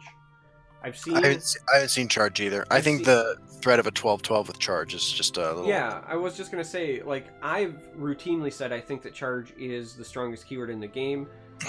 Also, charge is very frequently counteracted by smaller bodies. That's why cards like Rampaging Minotaur look unimpressive at first glance. Yes. But like I haven't seen charge, so I don't think that's an option. But like breakthrough is, ward is, drain is, guard is. Those I remember. I don't know if I haven't been presented regenerate, but I can't imagine why that one wouldn't have been included. I feel like I have seen regenerate, but you can't quote me on that. But yeah, so like you get a body first, and like it's nice because of the flexibility, right? Like you can pick the card that like fits your most immediate need, and then you can like pick ward if you need to start taking value trades. Honestly, like I've been loving the ping more than anything. Like it sounds silly, but an XX for X that just pings something for 1 has been enough. Yeah, it's been good. It's just a good card. I like it a lot, and I look forward to playing it with it quite a bit. It's one of those cards that provides enough flexibility for the extra 1 Magico you're paying for the creature that that it's totally worth it. Yeah. Cards that have been more I haven't cards that have been more disappointing than I thought they would be. I have to give a special shout out to Arcanium Librarian. There is a new infinite combo in the game, and I pulled this off in story mode. If your deck is empty, you have a full board and an Arcanium Librarian on board, and you control a Elusive Schemer, and you have an Elusive Schemer in hand. You can make an infinitely large, or however much time you have, Arcanium Librarian and attack for lethal that way. Interesting. Yeah, I did that in story mode by accident. Well, once I realized that I had like 4 cards in deck and 2 of them were Elusive Schemer copies, I realized what I could do, and I think that it's a lot of fun. And if you're able to pull that off in 1 turn in the game, like kudos to you, because it took me, I think, 5 minutes. Granted, I was spending some of that time taking screenshots and tweeting, but it took me about 5 minutes to get a 28/2 creature. Yeah, that's something. Like I don't think that's the sort of thing you could do against a player. No, probably not. But it is a new infinite combo in the game. You have to draw every card in your deck first, but yeah. Maricon asks, if Mechon are found Justin on top of 1 deck and Charm on another, who in real life is closest to the abomination that would result? Oh man, that's obviously me. There's no way that's not me. You know what? So I got a haircut recently, right? It's the shortest my hair has been in quite a long time, and I feel like I have like sort of a Euro trash supervillain look to me right now, and I think that I like the look, but but I Dude, think that I could be a good Abomination. dude, did you see the way my wife cuts my hair? Like, I look like I'm straight out of the Hitler Youth. Like, Yeah, I mean this is why you don't receive hate messages from those neo Nazis, and I do. I mean it's a little deeper than that, but like,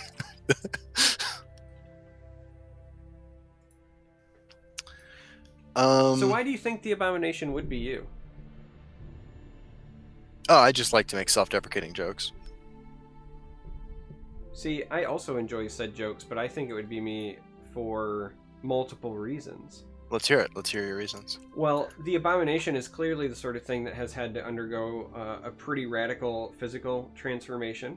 And, I can see that. Yeah. I have undergone several radical physical transformations, from having organs removed to like losing 87 pounds, then putting weight back on from depression, and then having it come back off. Right. Also, the Abomination looks and sounds drastically different because it keeps the original voice line but has the new look.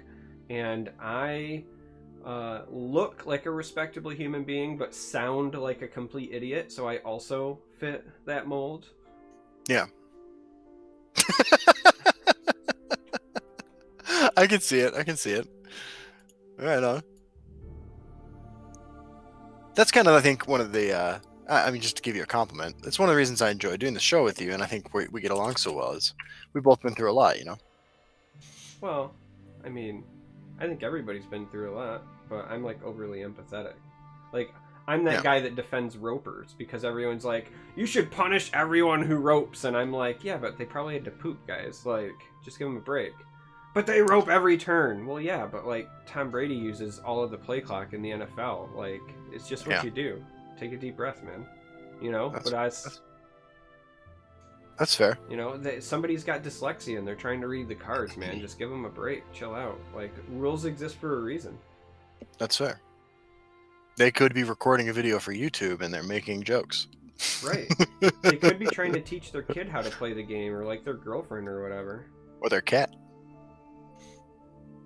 I haven't succeeded yet, but I'm trying. Yeah, so this is the question and answer section of the show.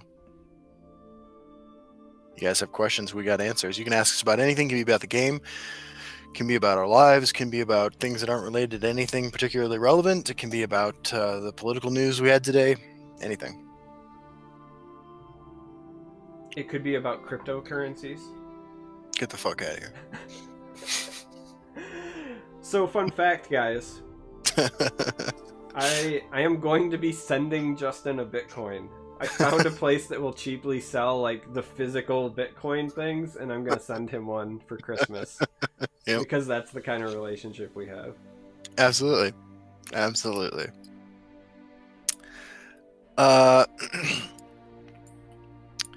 Can't wait for 5 years from now when Justin's cat wins the inaugural Elder Scrolls Legends World Championship. Absolutely. I think she'll be old enough by that point. Wait, stop. For the people who are listening to this podcast and are not here live, the person who just said that, their name is Malibu Barbus, and it is fantastic. Like, I need to just say, what an amazing Twitch name. That's true. Malibu Barbus, shout out. That's a great name. What kind of decks do you both enjoy playing the most? Why don't you go first, man? Anything that makes my opponent concede before I actually win. I'm totally there, man. We were talking before the show started, actually, about how our favorite win condition is our opponent conceding. Like, so, like, and the analogy I used before the show is that, like, in, like, real-time strategy games, like, I'm the kind of guy who's going to be like, look, we can fight or whatever with our troops and stuff, but what I really want to do is build a base, so if you don't attack me for a long time, I can just build a cool city, like, then we can fight and, like, whatever. I don't even care if I lose. I take the same kind of approach to Legends. Like, I play for the board all the time. I like to do combat. I like to trade. I like to get incremental value. So yeah, if I can just win that way, end up with a handful of cards, and my opponent's got nothing on board and no cards in hand, that's a victory for me. Yeah. This is why Prophecy Battle Mage pisses me off more than anything else in this game. Yeah. Because, like, I'm like, well, I got control of the board. I have a handful of cards, and I'm at 12 life. You know, like, what could possibly go wrong? Yeah. Then I still lose. Yeah. I've said it before, but I'll say it again. Like, I'm that guy who, I used to play a ton of Magic, and when I played Magic, like, I was the raging douchebag. Absolutely. Who loved to play combo and control, and to me there was not a single greater feeling than like getting your combo pieces together, starting it, and then not going through all of the full motions yet. You start it, and then you just look at your opponent and you say, do you wish to continue? And then like watch the look on their face as it comes to realization that they've just lost without actually showing it to them. Like, I'm that dude. Absolutely. I mean, like I said before on the show, the only modern deck I have, the only deck I have on Magic Online is Lantern Control. Lantern Control, yeah. So Nickname asks, what kind of treasure card would you create if you could create one treasure hunter card? That's a good question. Let's think about this. That is a good question. Yeah. A 2/2 assassin creature for 2.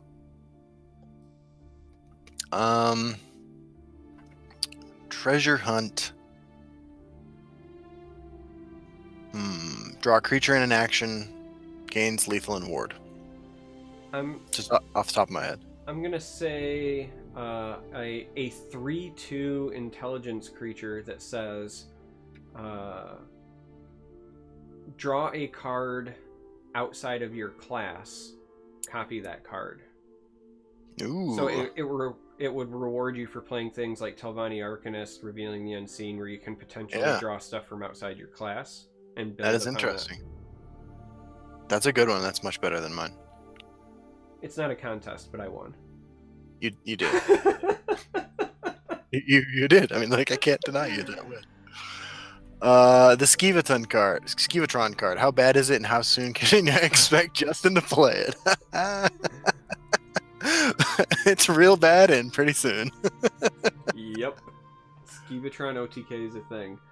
Fuckstick asks, are you going to have Sandra dress up as Sails Through Storms anytime soon? Which I laugh at, because if you follow Justin on Twitter, she's already done it. Yeah. Yep. That's a video we're working on. So I'm going to be giving away another copy of the expansion in the next few days on my channel, and we're going to do it the way we usually do it, where we have a little funny video and an activity to participate in. I don't want to give spoilers for the storyline, but this is sort of like an extension of the storyline from the story mode that the expansion gives, and we get to meet Sails Through Storms. Swims at Night's father, who is a mob boss named Sleeps with Fishes, and he he's going to give you a mission that you gotta. He's going to give you an offer you can't refuse, and so you're going to see Sandra as an Argonian very soon. Zombie100 9x19 asks what we think about the yellow support that gives you tokens for giving something on your field -1/-1. I'm not smart enough to use that card. I think that there are two potential uses for it. I'm not convinced either one are good enough, but I think that it's really good value in arrest decks, because you can just pile the tokens on whatever you've arrested before you flicker it. Mm-hmm. So you get value out of something that's just sitting there otherwise. I also really like it in Silence Spellsword. So if you were already considering running like Catapults or Imprisoned Deathlord in any sort of deck where you were going to play them and then use a self-silence effect, playing this card allows you to throw, like Imprisoned Deathlord, for example. You play the 7/7, but then you throw a bunch of // counters on it to get some free tokens, and then when you do finally draw your silence, silence it not only gets rid of the shackle effect, but also gets rid of all the / effects, so he goes back to a 7/7 that's swinging. So is it good enough? Maybe not still, but I think those are some fun and cheeky, interesting ways to use it. I agree. That sounds cool. Where are we at? We're at Ray Ray. I want you to read this one. If I dig a ditch 3 feet long, 4 feet wide, and 3 feet deep, how many condoms do I have to feed a duck to make it shit a rubber tire? Well, depending on where you live, force-feeding ducks anything and making them do things is illegal. What is that? Foie gras? I don't know how to say that word. I don't eat meat. But The answer is 42 condoms. Yeah, you can't make ducks eat things, and you also are not allowed to tell them to contact Russians. Yeah, right. Even if Jared Kushner tells them to.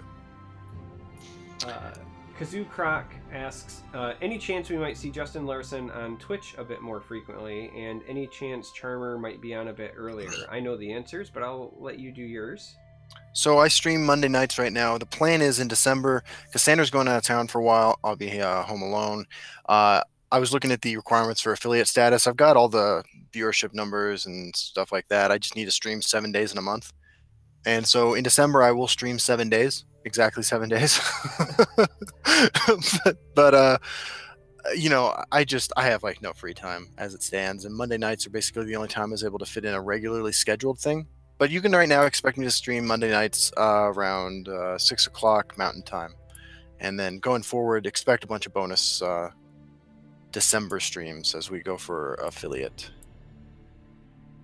Yeah, so as far as me starting earlier, the biggest problem with me is that, like, I work a 40-plus hour a week job during the day, doing data governance, and then I also teach computer science and data-oriented courses at a local university, and then I also still do some consulting work for, like, other nonprofits. Plus, I have a wife and kids, and I, like, try to go to the gym, right? So my schedule is really booked, and I'm also in, like, you can't really see it, but I'm in a tiny room in my basement that's not soundproofed. So I usually wait to start streaming and recording until my kids go to bed. So it's not likely that I'll be starting earlier unless it's special occasions, right? Like if the wife and kids are gone, then I'll stream at weird times or whatever just because it's available. The only way that I would stream earlier is if I ever magically somehow made enough money from like content creation that I could quit one of those jobs and then do this. But I'm in that weird catch-22 in that I can't stream enough to like increase my viewer base, if you will, to where that's feasible, and I can't then like quit a job unless I have like increased income. So like I'm basically just at where I'll probably always be, and I'm okay with that. I have, however, joked about putting a goal up. Like I see people who do like donation goals. I've joked that I would put something up that would say like, you know, for $100,000, I'll quit my jobs and stream full time for a year. You know, like, sure, like if you want to cover like the cost of me like quitting all my jobs and give this a full go, then sure, I'll do it. But A, nobody wants to pay for that shit, and B, heaven help you if I spend that much time on content. Because with what I do with such little time already, like if I felt like it was my job and I put full like true heart and soul, like I don't think you guys can handle it. I'm just throwing it out there. Just too much charm. There's way too much of me. You would be sick of me so fast. Like I'm sick of myself. So. Absolutely. I'm sick of you. Well, yeah. Yeah, you and your bitcoins. Let's see here. Justin, did you friend that guy where you stole that win with your Factotum deck? I did not.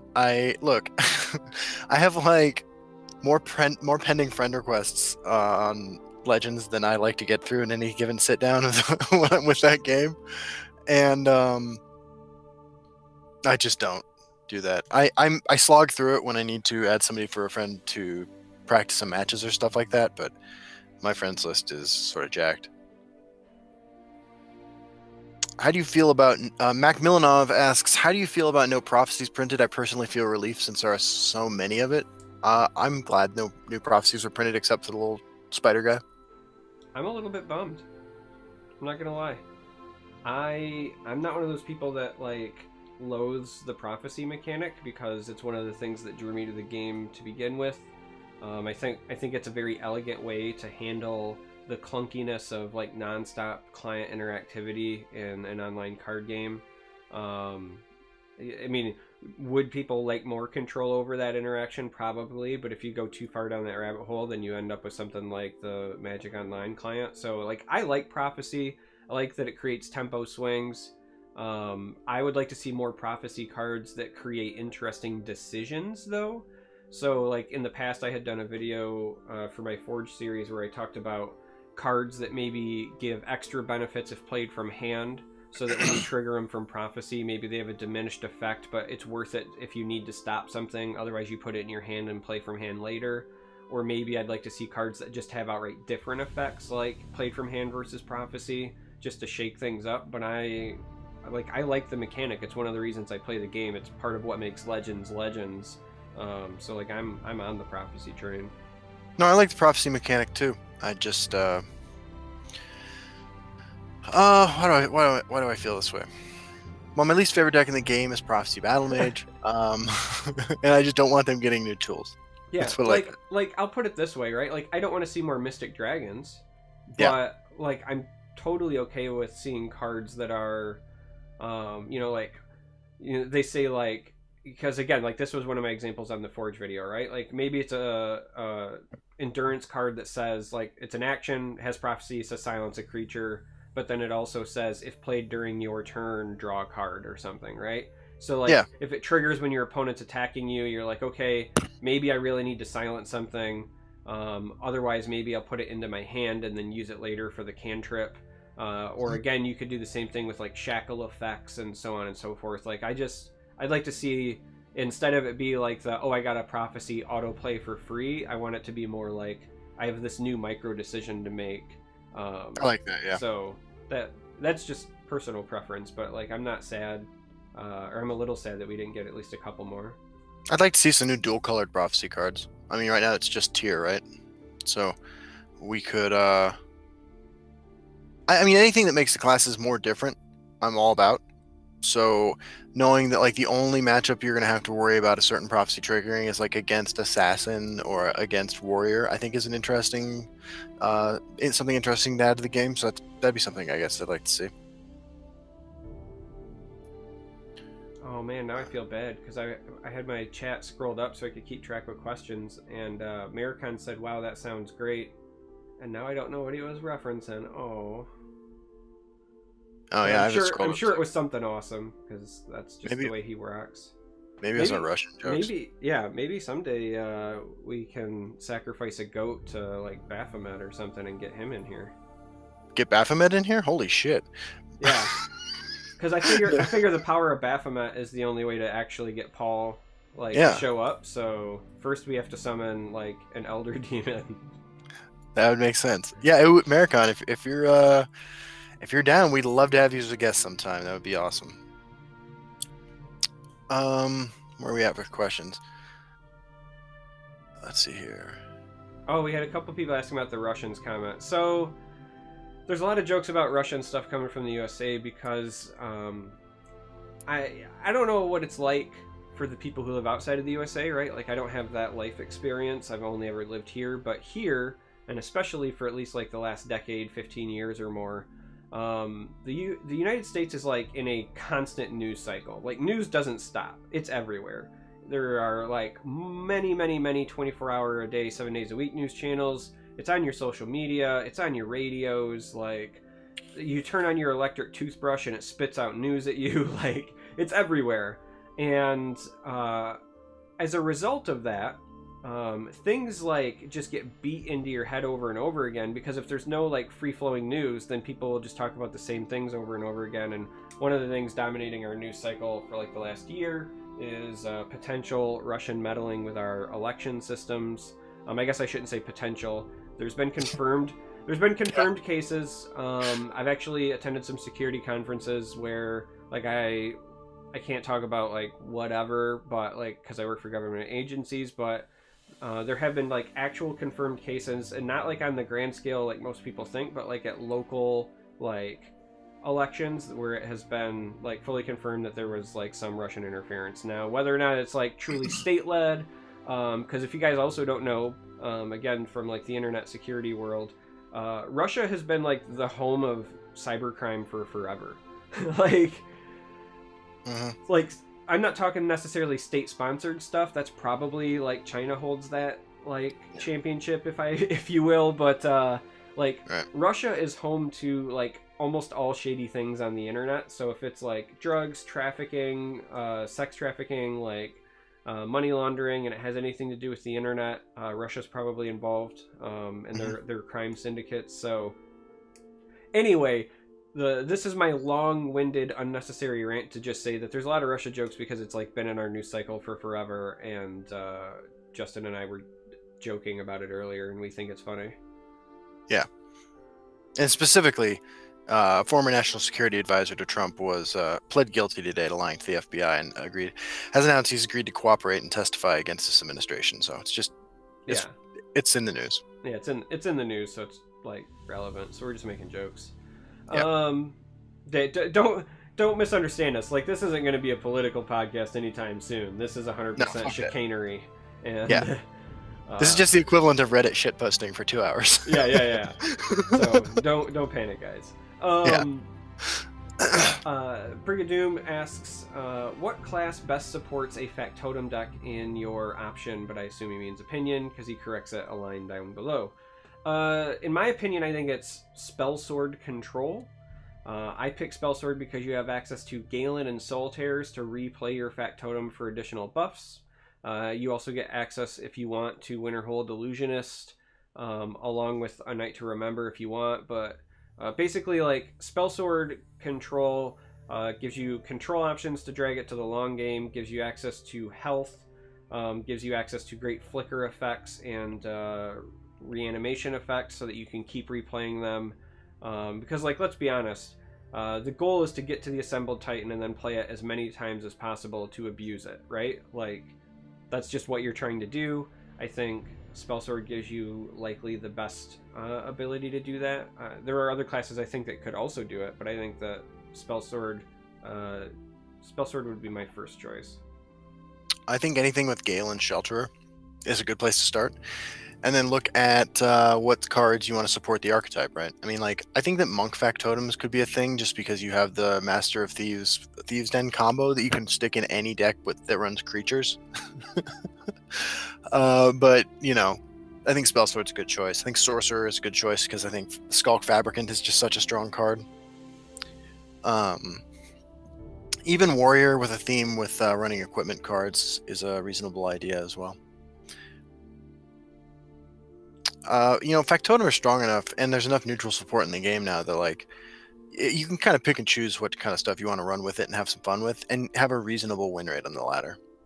It's pretty draw dependent. Like, you got a pretty high variance deck because you're only running like 15 Factotums, but when it goes off big. All right, so Zombie Hunter 9x19 asks, what is a preliminary thought on what could be a popular deck with the new cards? I mean, he asks you, right? Well, he says and Justin Larson, right? So he's asking both. Okay. And also, just as a heads up, when they do that at Charmer thing, they're usually doing that so that, like, I'll see it, not necessarily because they are asking me directly, I don't think, but... Fair enough. Well, the new deck I've seen the most of is just Factotum decks. I've seen more Monk than I expected, more Monk control deck than I expected, but I don't really know why. There's not any new cards in it, really. But it seems like the most popular new deck right now is some kind of Factotum deck, either Sorcerer or I've seen Assassin as well. Yeah. Good. I was going to say, I think long-term, I think Support Mage will rise in popularity. It was already starting to rise, like, at the end of last season, but I think the new tools are going to make it, like, very attractive, and I think that the presence of so much aggro will make it attractive. Yeah, if you're going to play a deck on the ladder right now and you don't mind slow, like, grindy games against other slow decks, I think Support Mage is a deck you should be playing. I think that Support Mage is going to end up being a pretty clear tier 1 deck in the next few weeks once it gets ironed out. Yeah, I mean, it's got a lot of new tools, and it was already pretty strong before. Yeah. And it got some tools that help it in other control mirrors where it may have, like, lacked before, so I think that that's a really good one. I expect some mid-range decks to come back in popularity. They're not necessarily new, but a lot of your old school...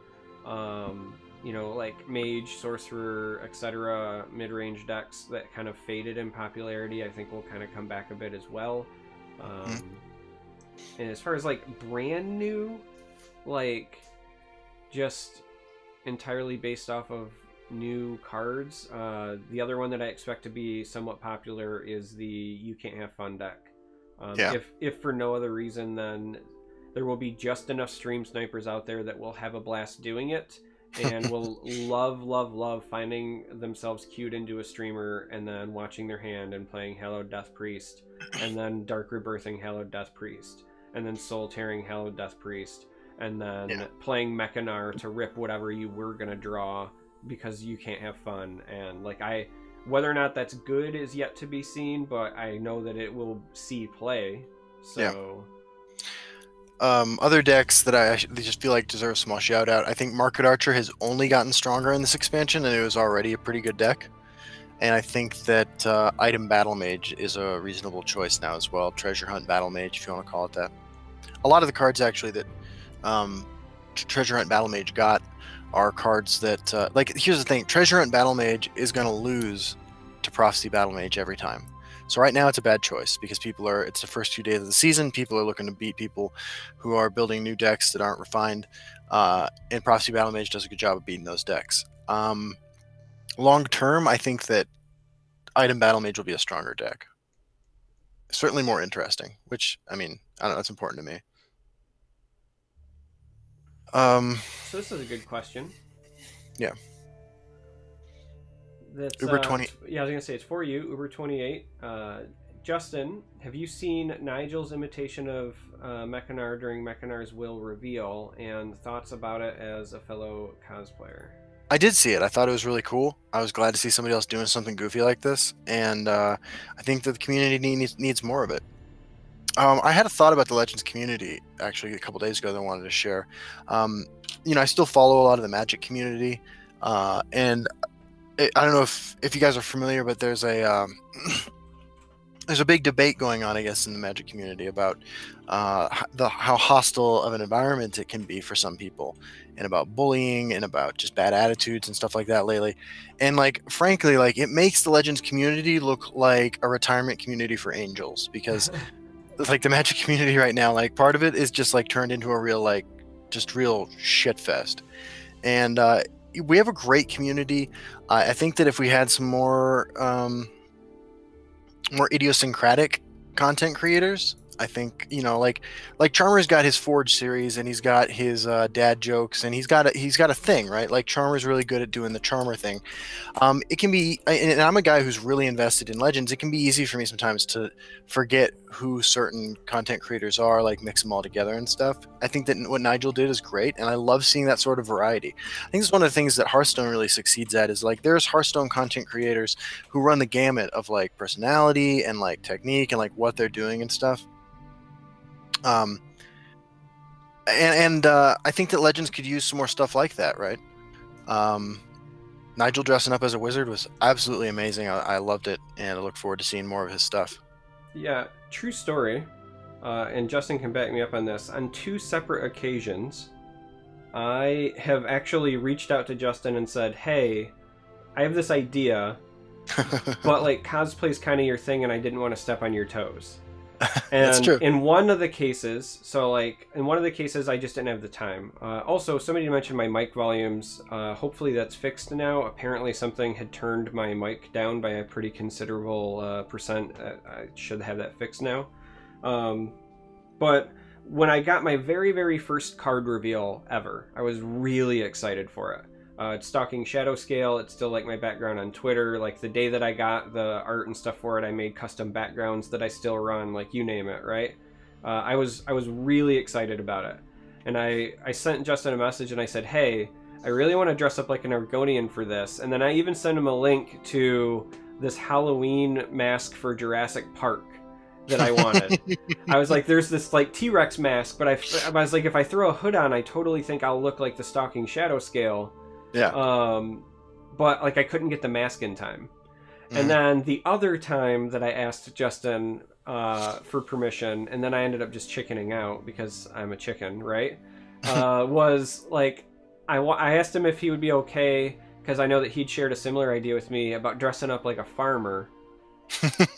Because I wanted to do a video where I was a Twitch drop farmer, Yeah. and basically just like mocked the drop culture because again, like deep Right. down, like I try to be a nice person, but deep down I'm kind of a dick. Yeah. And so like there's been a couple of times where I've messaged Justin and I said like I kind of want to do cosplay, but like I didn't want to step on your toes. I'd love to do more goofy stuff, right? Like I think what Yeah. Justin does is great. I would love to do it. It's certainly my personality. Like at home, I'm full dad mode. Like I'm, Yeah. I will do that all day long. If you think I won't dress up as something when Justin and I finally actually meet, Yeah. you're dead wrong. Like I will. Absolutely. I will do whatever is asked of me, and I will at some point end up dressed up, and we'll see how it goes. Yeah, I mean, like, and both times, you know, you reached out to me, I was like, look, man, like, absolutely do it. In fact, I think, if I'm remembering it correctly, when you talked to me about the Jurassic Park mask, I think that was after we had gotten the Jurassic Park mask, and we had, like, tried repeatedly to film in it, and, like, or maybe it was before. Either way, I just know that we had a conversation where I was like, look, man, it's really hard to film in those masks, which is why Sandra is always the one who wears it now. Yeah, it really is hard to film in those. Yeah, it's really hard.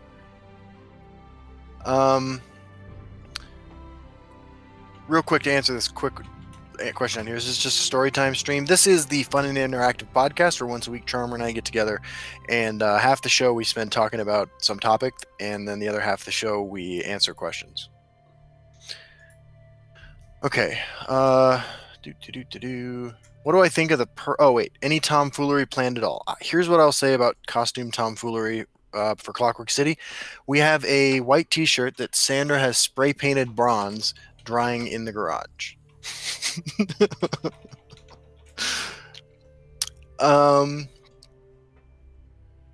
What do I think of the purple fabricant?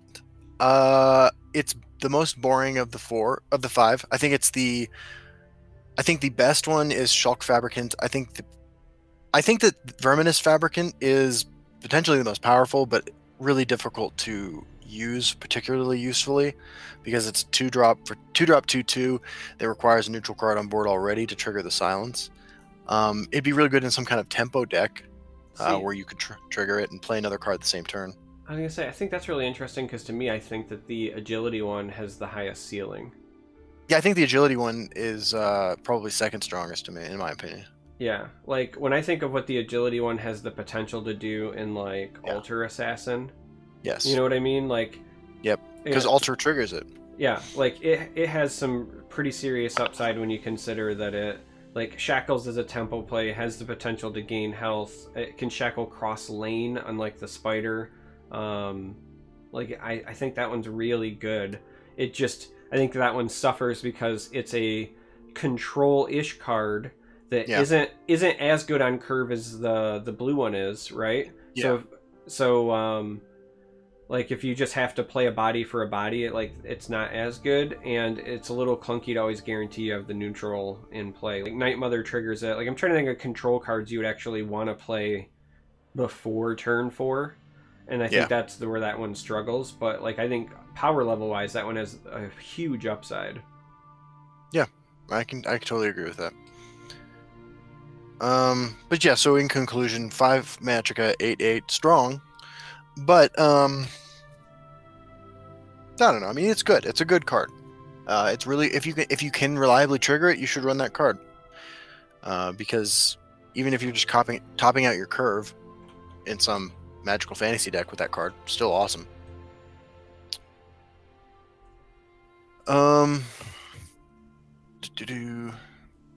What would you guys like to? Zombie Hunter 9x19 asks, what would you guys like to see in a Factotum mini expansion? Having played with Factotums now and played against them, I kind of am of the opinion they might be like maybe just like one more Factotum added to the game would be cool, but too many more Factotums and like the deck becomes overpowered. Yeah, I was actually gonna say I don't think that we need necessarily a ton more bodies. If you want to add more like to the deck without necessarily making the power level crazy, I would almost like to see something like in action, right? That's like a 2-cost action that has just assemble and like you pick 2 things and then it doesn't like impact it, like you don't get board presence but you're just planning for the future, you know what I mean? I would be okay with that. or I would be okay with maybe a high-costed support, like maybe you call it assembly line or something, that has like 3 charges, and then like every time you activate it, it gives you an assemble of like either +1 +0 or plus 0 +1 or something. You know what I mean? But just like that idea of exploring more of the factotum stuff, but not necessarily making it so that you like just jam more bodies into your deck. I think that there are some other cool ways that you could explore the assemble mechanic. Yeah. If I was going to create one new factotum, I don't know about the cost, but I would like the ability to choose between drain and last gasp draw a card. if I just feel like breaking a ladder. Yeah, I mean, if I could pick, it would be like play Unstoppable Rage for free, or I mean, come on, man, like last gasp draw a card, really? Hell yeah, dude! Like Dark Rebirth all day long. Are you serious right now? Absolutely, man. Like, I have been asking for cards that say last gasp draw a card since closed beta. It's my thing. It's what I want more of. I want an orc that says last gasp draw a card. This is the train that I ride. Yeah. Here's what I don't want to see. I don't want to see any assembly option that has the text of Belmora Spymaster. That's fair. That's fair. When are we going to see an option to purchase Legends content, Legends expansions with Bitcoin, do you think? It's probably already there. Yeah, even though the currency doesn't have any intrinsic value. The currency does have intrinsic value. Does it? You don't know anything about blockchain technology, apparently. I was unaware that any utility was generated by this currency. No, not only is there utility generated by it, but then that like there are alternative currencies, like the big one is Ethereum, that app developers actually use as the backbone of part of their platform. Like I'll tell you about this off, but there's like it's not like somebody was like, this is now a currency and everyone jumped on board. Like it actually has cool uses. So I'll tell you about it sometime. That's sweet. now that you got me sidetracked, damn you. Tough question from L. Lucas. Speaking of which, how do I play altar decks? Never tried out of fear of failing miserably because I don't understand the stereotype / archetype. Okay, so the first thing you need to do is figure out like your chain, right? You need a 1 through 12 that if you go all the way up to 12 in like a control on control matchup, because your altar deck is going to function like a mid-range deck with a late game that can beat a control deck. So it's like a sort of subpar mid-range deck that can dominate the late game. You need to figure out a chain that generates more value than the tempo loss that you suffered when you played Altar of Despair on turn 6 and didn't advance your board. You can, I mean, like, the easiest way to do that is to run Ungolem as your only 1-drop so that your first altar pull hits a assassin. I mean, there are other ways to do it too, but that's why most altar decks run green. Yeah. You can if you have like a particularly strong combo, you can run that as a way to overcome that tempo loss. For instance, in Mage, if the only 6-drop you run is Conjuration Tutor and then you run no 7-drops in your deck, you're guaranteed to, the turn after you summon the Conjuration Tutor, pull out 2 Lava Atronox. But you need to have a kicker, like some kind of way to regain control when you sort of give it up intentionally for a turn. And you just also need to have a list of your deck next to you so you know what you're going to pull out. And you need to have a bunch of removal spells in your deck to allow you to get the time to do this sort of dicking around. Yeah. The other thing that really helps is if you run a creature package, for example, that has a lot of summon abilities. Yeah. So that when you do pull them with your altar, you're getting some sort of immediate value. So, like Monk, for example, if you've ever played Altar Monk, really likes something like Knight of the Hour, because not only do you get the prophecy, but if you do get your altar up to like 5, for example, you're going to get like a guaranteed way that you can gain some health potentially, right? Like just playing off those summon effects can also, make sure that you're getting value. Yeah. Last Gasp works too. Another popular one is Assassin, because you can get a lot of value off of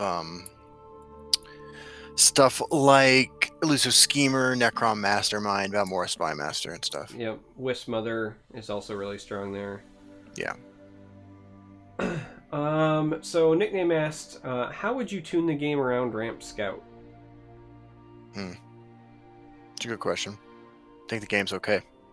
Yeah, like I legitimately don't have a problem with Ramp Scout. I was a little bit sour for a bit, just in general, at the idea of there always being basically endurance is the attribute for like late game dominance, right? Just like period, because of the presence of Solitaire and Hissgrove, and it's been that way for a long time. Like if you're trying to be a predator of other control decks, then you play something with endurance. And for a long time that upset me, but then I was reflecting on it and I was like, well, you know, every attribute kind of has some sort of identity, and if we're gonna pick one that is supposed to be like the late game of late games, it should be endurance. Like it's literally called endurance. Like it should just want to survive longer than anyone else and have the best late game.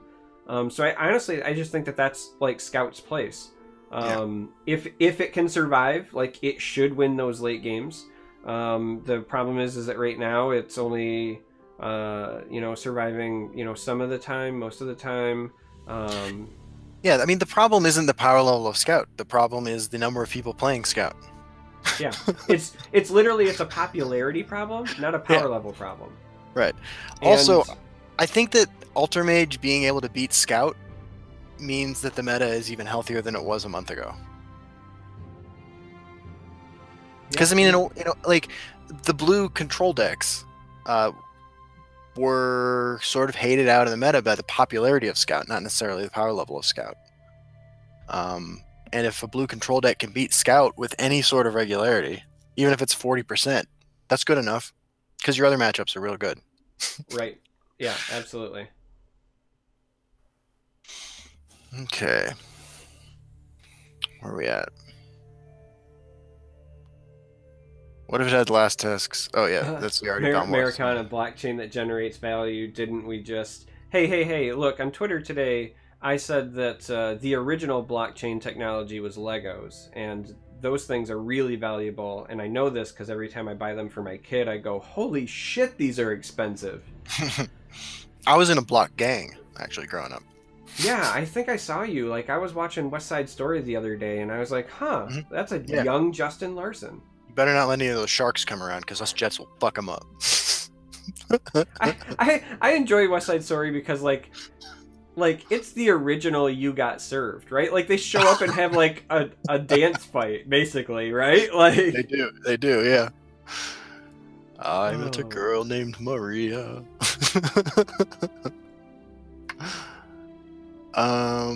Where else? I'm gonna keep it 100. I don't know what blockchain means. Yeah, like I said, I'll tell you later. It's actually kind of a cool principle, but okay. Uber 28 just got wrecked by Ultra Scout by chaining Galen and Parthenax. Yeah. Yeah, I mean, they do that. I mean, the most frustrating part about Scout for me, or any deck running Parthenax, is just looping Parthenax. Having one card that can potentially generate infinite value. See, now let me stop that. Sort of boring, in my opinion. Yeah. Like, I like the incremental value that you can gain in a control-on-control match. Yeah, but here's the thing, though. It's not infinite. It doesn't just keep happening forever. It's something somebody's investing 12 Magicka in every time and has a way to trigger it, right? Like, if somebody's replaying Parthenax on you 7, 8, 9 times, why haven't you won the game in the time it took you to kill Parthenax 7, 8, or 9 times? Bro, because I don't run decks with win conditions in them. I run decks. Well, sure, but I just mean, like, the average person, like seriously, you had the resources to kill Parthenax 9 times, but you couldn't close out the game? Like, the guy was playing something for 12 Magicka every turn that doesn't have charge and, like, passing. I don't know. Here's an idea. Maybe just don't kill it. Like, unless you're at 9 or less health, take a shot to the face. Sometimes the best counterplay to Parthenax is to just leave it the fuck alone. Yeah. Right? Like, hey, it's over there. Good for you. You can't loop it if I don't kill it. Maybe I'll shackle it a couple of times. But like, buy time to find your Marak and steal it. Buy time to like find your Mummify if you're playing it, or like just concede and queue up again. But like, if somebody's played it on you 9 times and you didn't find a way to win, like, come on now, man. The problem isn't that Parthenax loops 9 times. The problem is that you couldn't close out a game. Like, that's kind of ridiculous. Yeah, in principle, I agree with you. My personal problem with Parthenax is that the decks I like to play, yeah, sure, lose to Parthenax.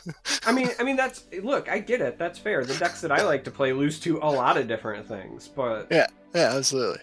But I'm not gonna say that Parthenax should be changed because like it screws up my dirtily decks. Yeah.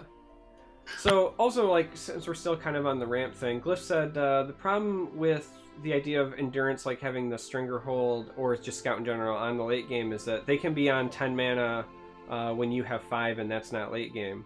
I mean, if they're on 10 when you're on 5, then they went like Treeminder into Hiss Mage into like Hiss Grove and Treeminder again. Like, to be on 10 when you're on 5 means they really didn't do a whole lot else. And either, again, in my opinion, right, if you're playing something aggressive or mid-rangey, like, you should be in a position to win the game, because they haven't done a whole lot, right? If that's the case. And if you're not playing those decks, then you just queued into a bad matchup, because that deck is meant to prey on control decks, right? Like, it's doing its job. Like, it sucks, but, like, that's... Like, they're not going to be on 10 when you're on 5, and they've played, like, removal a bunch of times. Yeah. Look, and again, this is a problem that's fixed by more people playing decks that beat Scout repeatedly, like decks full of charged creatures, Market Archer, Altar Assassin. These decks beat Scout. They're not great against the rest of the field necessarily, but they beat Scout. And then the consequence, though, needs to be that fewer people play Scout. Right now, it seems like even though there are a lot of decks out there that beat Scout, Scout's popularity doesn't seem to change. Usually the meta cycles a lot, and it still does at high legend rank, but like for the general Legends player, like Scout's just still sort of all over the place. Yeah. Well, and I mean, it really just comes down to, like, there's power level, right? But then there's, like, also psychology. Yeah. People like to play big, flashy creatures, right? Yeah. Like, let's be honest, dragons are cool. Yeah. Dragons are fun. Yeah. They're attractive. Mm-hmm. And if I have a deck that I can still get, like, 55-60% win rate and play big, cool creatures, like, I don't fault people for playing that. I get why the deck is popular. But just because something is popular does not mean that it has an issue with power level. You know what I mean? Like, exactly. Yeah, that basically sums it up.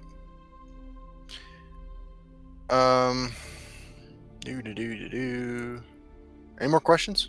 We've been on for a long time. I mean, we have, yeah. I see some people saying that, like, Parthenax also clears the board and gives you shouts.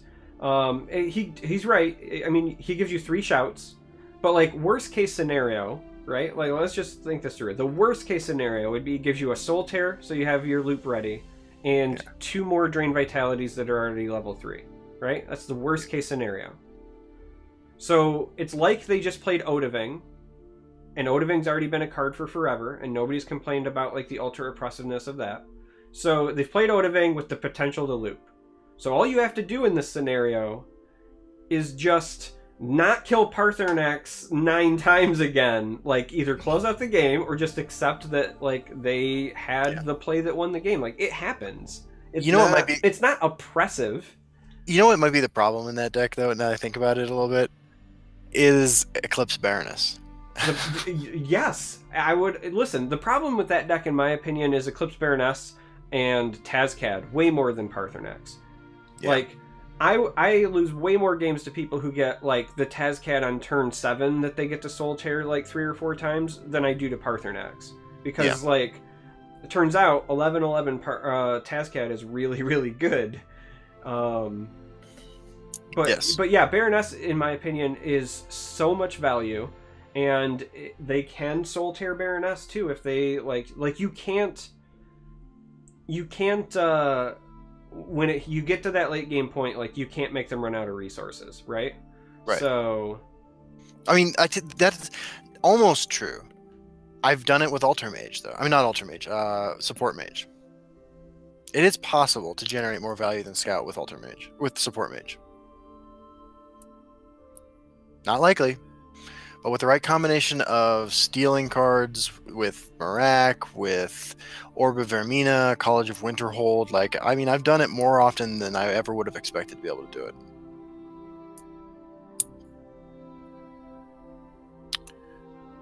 But yeah, its late game is unparalleled. yeah, somebody's pointing out that the shouts are better than Odahviing because they shrink your guys, which is true, but that's also if you get the nuts draw. Like, Odahviing is always Odahviing. That's if they get Soul Tear and 2 Drain Vitalities, which is like a very specific draw that's even less consistent than it would have been because we got a new shout added to the mix as well. So yeah, like, look, guys, I get it. Like, nobody likes to lose, and they certainly don't like to lose to the same card over and over again, but every control deck has finishers, and they have for like the entirety of the game.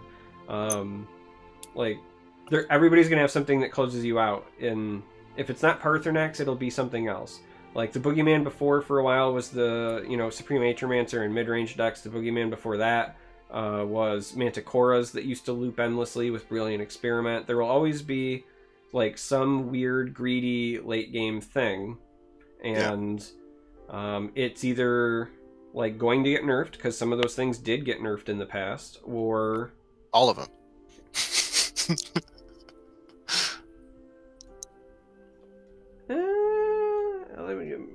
Brilliant Experiment got nerfed. Manticore got nerfed.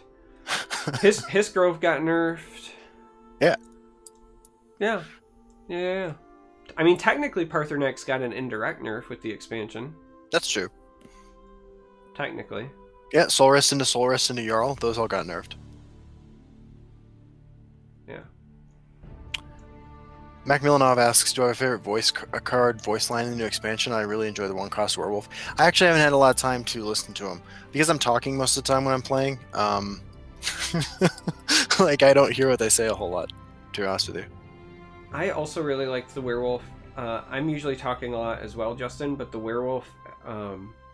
What's he say? Well, here, I don't even remember what he says. Here's what I remember. I was, like, taken aback. Because I was talking, but like I stopped, so I didn't hear the full voice line because the art is really unassuming on the guy. Yeah. But then when he speaks, it's like this deep, intimidating voice. Really? Like, it for a 1/3, it is one of the most intimidating voice like actors. It's like you know, Michael Clark Duncan back from the grave to voice line like a 1-drop. You know what I mean? Nice. I was like, oh, wow, like, that was not the voice line I was expecting. That's fair. Yeah. Rock and roll, man. Yeah, this was good, but I expected it to be because, you know... It's an exciting time. This is the best time to play the game. It really is. Not that there's ever a bad time to play the game. Yeah. But... That's true. But this is the best. Oh, yeah. Soul Rest into Soul Rest into Soul Rest into Ring Induced Tazcat. Yeah. Oh. That's a good one. It's a good one, yeah. Yeah, for those of you who don't remember those shenanigans. Yeah. There was a time when Soul Rest Marshall, if you had the health lead, it was 5 for a 4/4, but it reduced the cost of the next creature you played by 6. So you could, like, Soul Rest into Soul Rest into Soul Rest into Triumphant Jarl and then refill your hand. Yeah. Yeah, it was a good time. Bad time to play is on your wedding anniversary. That's true. Hey, when I had my 10th wedding anniversary, we did a podcast that night, and I was here. That is true, dude. That is true. Because priorities. Absolutely. Yeah. So next week's episode is going to be, we're not sure which day, but no, next week's is on Friday. Next week's on Friday, and the week after that, though, might be on Sunday. I am going to San Diego for a week. Yeah. Did you know that means whale's vagina?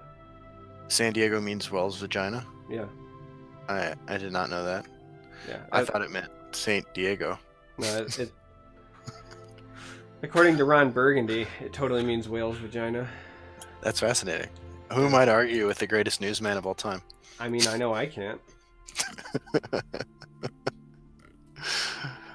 I'm getting married, by the way. I think the week of like May 13th.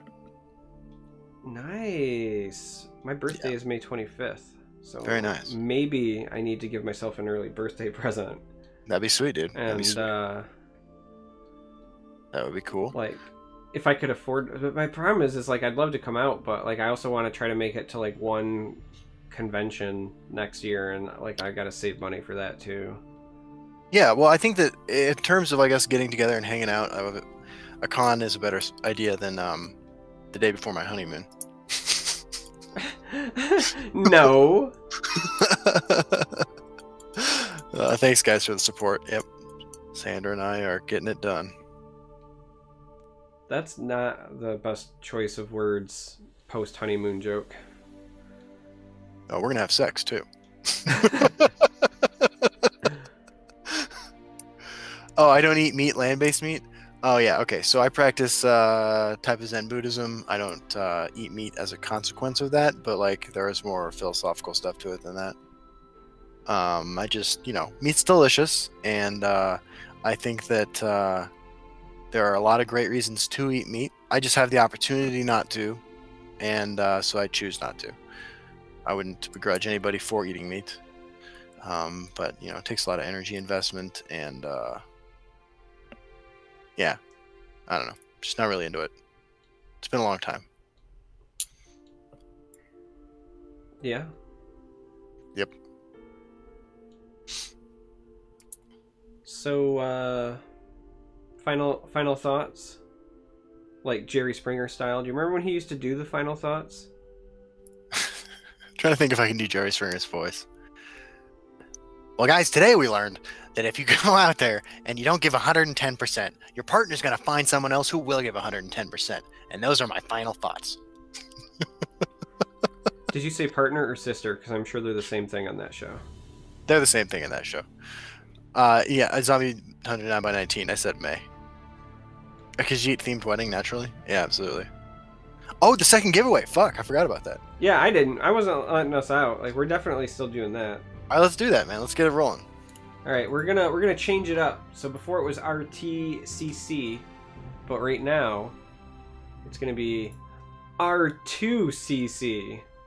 It's like the newest droid coming from The Last Jedi. It's the new R2 unit, R2CC.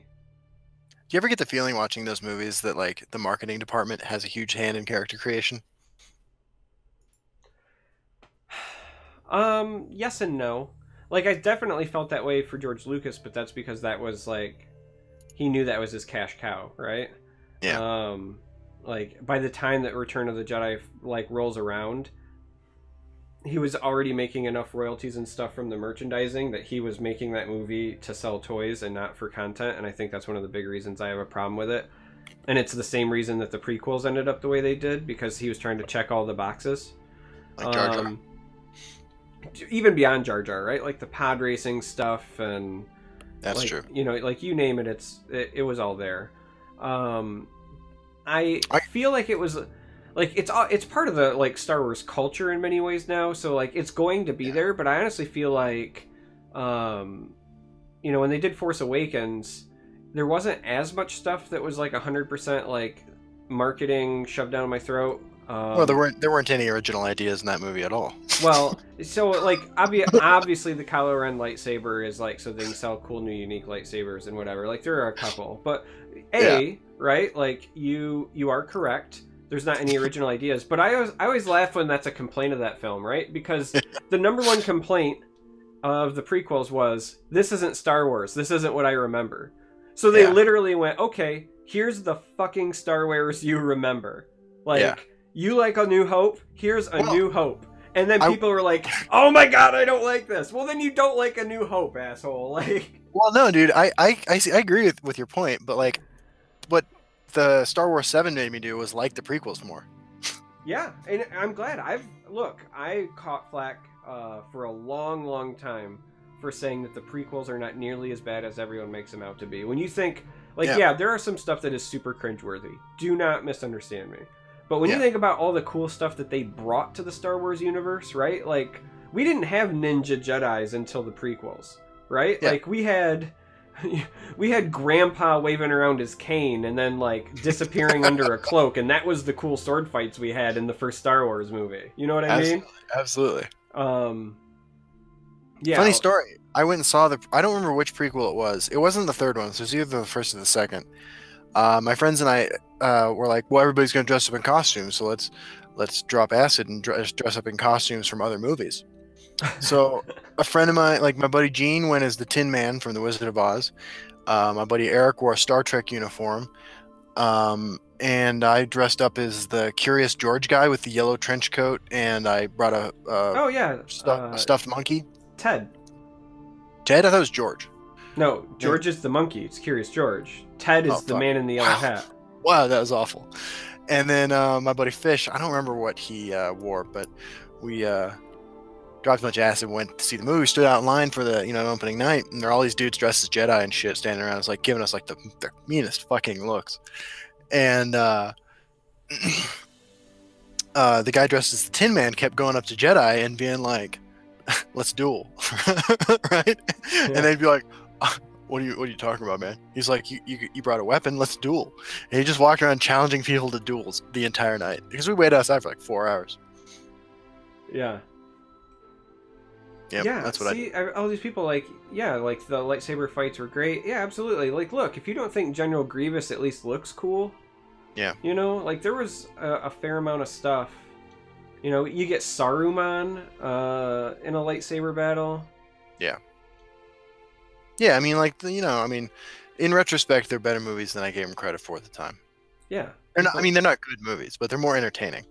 Yeah. I mean, here's the thing, like, Star Wars has always been like a popcorn style flick anyway, right? Like, they're space operas, Yeah, absolutely. I mean, yes, the prequels did some pretty horrible things, like making the Force be an STD that you catch. Like, damn it, I got a bad case of the midichlorians. You know what I mean? Like, absolutely. But there was a bunch of cool stuff too. Yeah. All right, we're going to say, like, 1 more minute if you have not yet got in for the giveaway. Again, this is for a code for return to Clockwork City. The new expansion. Absolutely. For those of you who have never done this before, you'd go to your Bethesda.net account, sign in, there's a spot for redeem code. You will enter the code that I message you. And then when you sign back into the game, you'll have access to all 3 acts. Yeah, see, prequel also gave gifts and memes, right? Like, the prequel, in my opinion, is 100% worth it just because I got to learn about Darth Plagueis the Wise. And if I got nothing else... I'm sorry. I was just remembering when I read that whole thing the other day. Yeah, that's called the comedic callback. Yeah, that was good, dude. Shit. You ever seen Kung Fu Hustle? Of course I have. That movie's also fantastic. That is a great movie. Not even going to qualify it by saying it's not a good movie. I just like it. No, it's a good movie. Yeah. Yeah, no, it's just fun. Absolutely. I am also the Senate. I used that line in the video where I played like 9 characters. I had Mr. Larson say, "I am the council."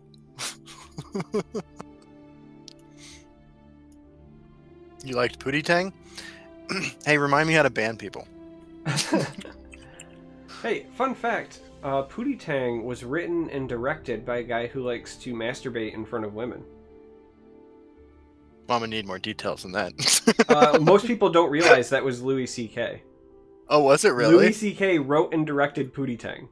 I didn't know that. Yeah, most people don't. That's interesting. I didn't think Pootie Tang was funny, I'm gonna be honest with you. I didn't think it was either. Here's the reason I know that fact about Pootie Tang. is that Yeah. I used to say, like, all the time that, like, people only like to compare themselves against other people's highlight reel, right? Yeah. So, like, it's really easy to get down on yourself because you'll look and see, like, look at all the success this person has, look at the things they're doing, but I always remind them, like, you don't see all of their failures and all of their own struggles. And my go-to used to be, like, look, even Louis C.K. did Pootie Tang, right? Like, Yeah. not everybody wins with everything. Yeah. So don't be so hard on yourself. But now, like, I can just say, like, even Louis C.K. Yeah, look at this train wreck of a personal life. Yeah. You know who I feel like... I was talking with my wife about this the other day. Don't ask me why this came up. But you know who I feel like kind of got a bad rap when you think about it? Like, Pee Wee Herman. We had that conversation last week. Sandra and I. Yeah. Like, wow. If you imagine, like... Dude, like, for what he did compared to what's occurring today, and for, like, the backlash he got at the time. I agree. Like, I agree. Paul Rubin did nothing wrong. I don't know about nothing wrong, but... Yeah, dude, if you're in a porn theater, like, why aren't you jacking off? I was going to say, like, his only crime was, like, not having the internet invented and widespread fast enough. Right. Exactly. Exactly.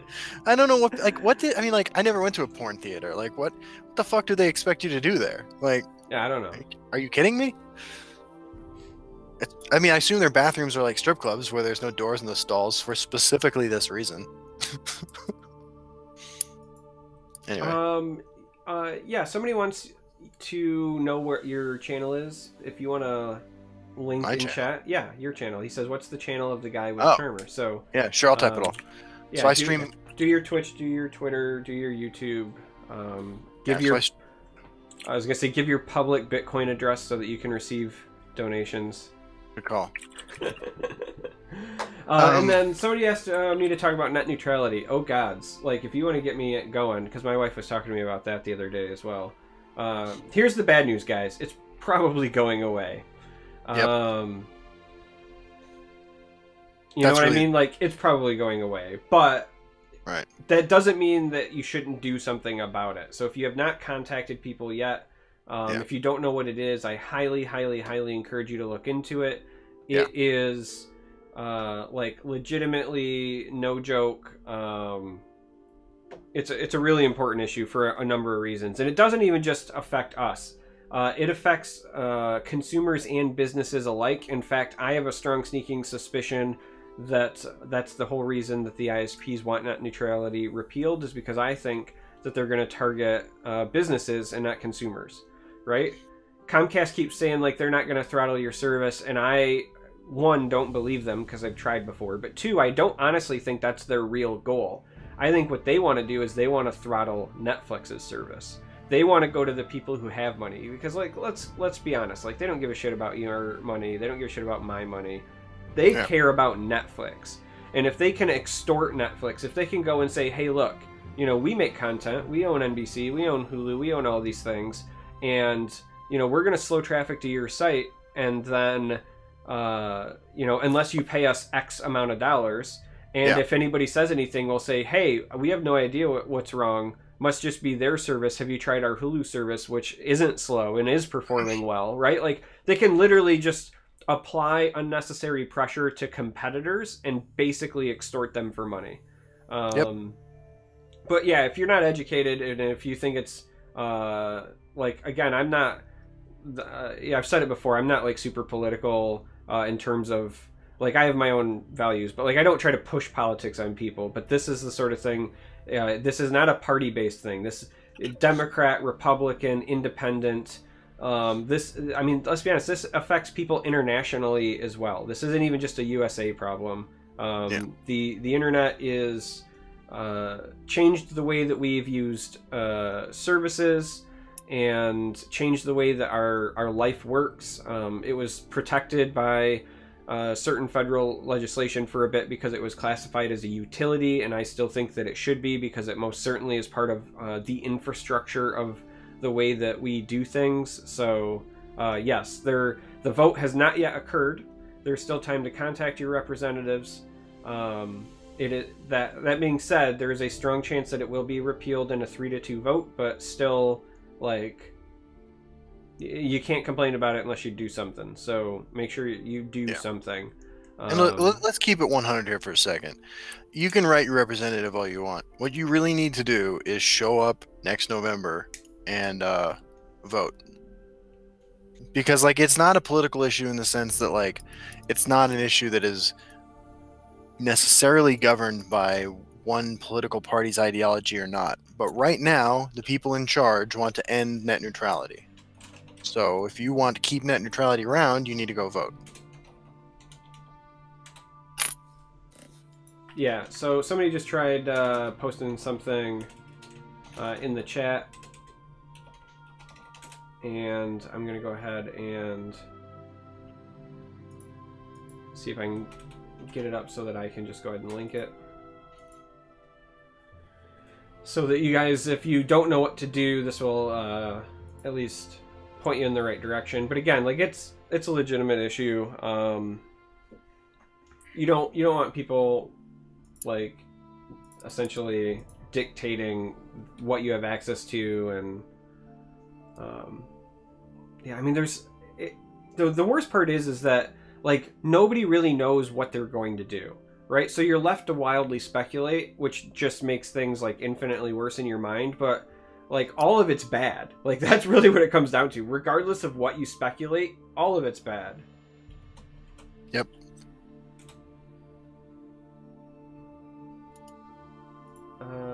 Here we go. Sorry, this is not the one that was linked, but this is another one that will help you out. So there's that. The other one, the old like save the internet one, is timing out on me right now, so linking to it's not super great. But there's that. There's also, again, like plenty of resources online if you look it up. And if you are another content creator, it directly affects you as well, because you can certainly expect Amazon to be targeted because of their massive, traffic use. You can expect Google to be targeted because of YouTube and their traffic. The internet service providers are going to target the people who use it the most and make the most money to extort money out of them. So you will feel it. Yep. And on that note, let's pick a winner. Let's do it. Hooray! Since right now America is a bunch of losers. Yeah.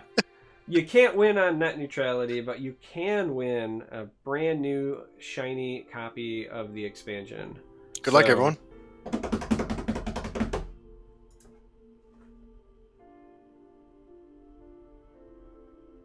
Ace WWF.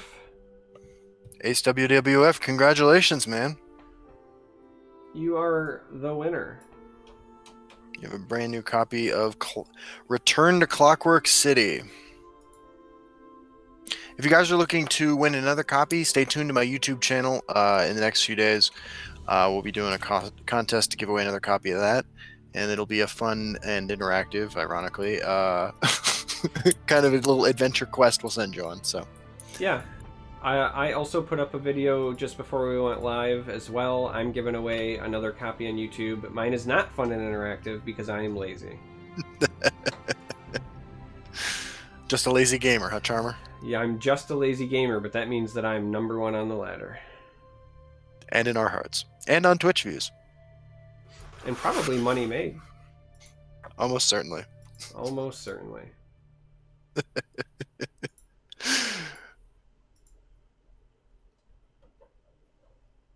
So, yeah. Good show. So, yeah. Good show. And I guess we will see you on the ladder, hopefully brewing awesome, crazy, fun decks, right? Yep, and we'll be back next Friday, I think so. That we will. Peace out, homies. Bye, guys.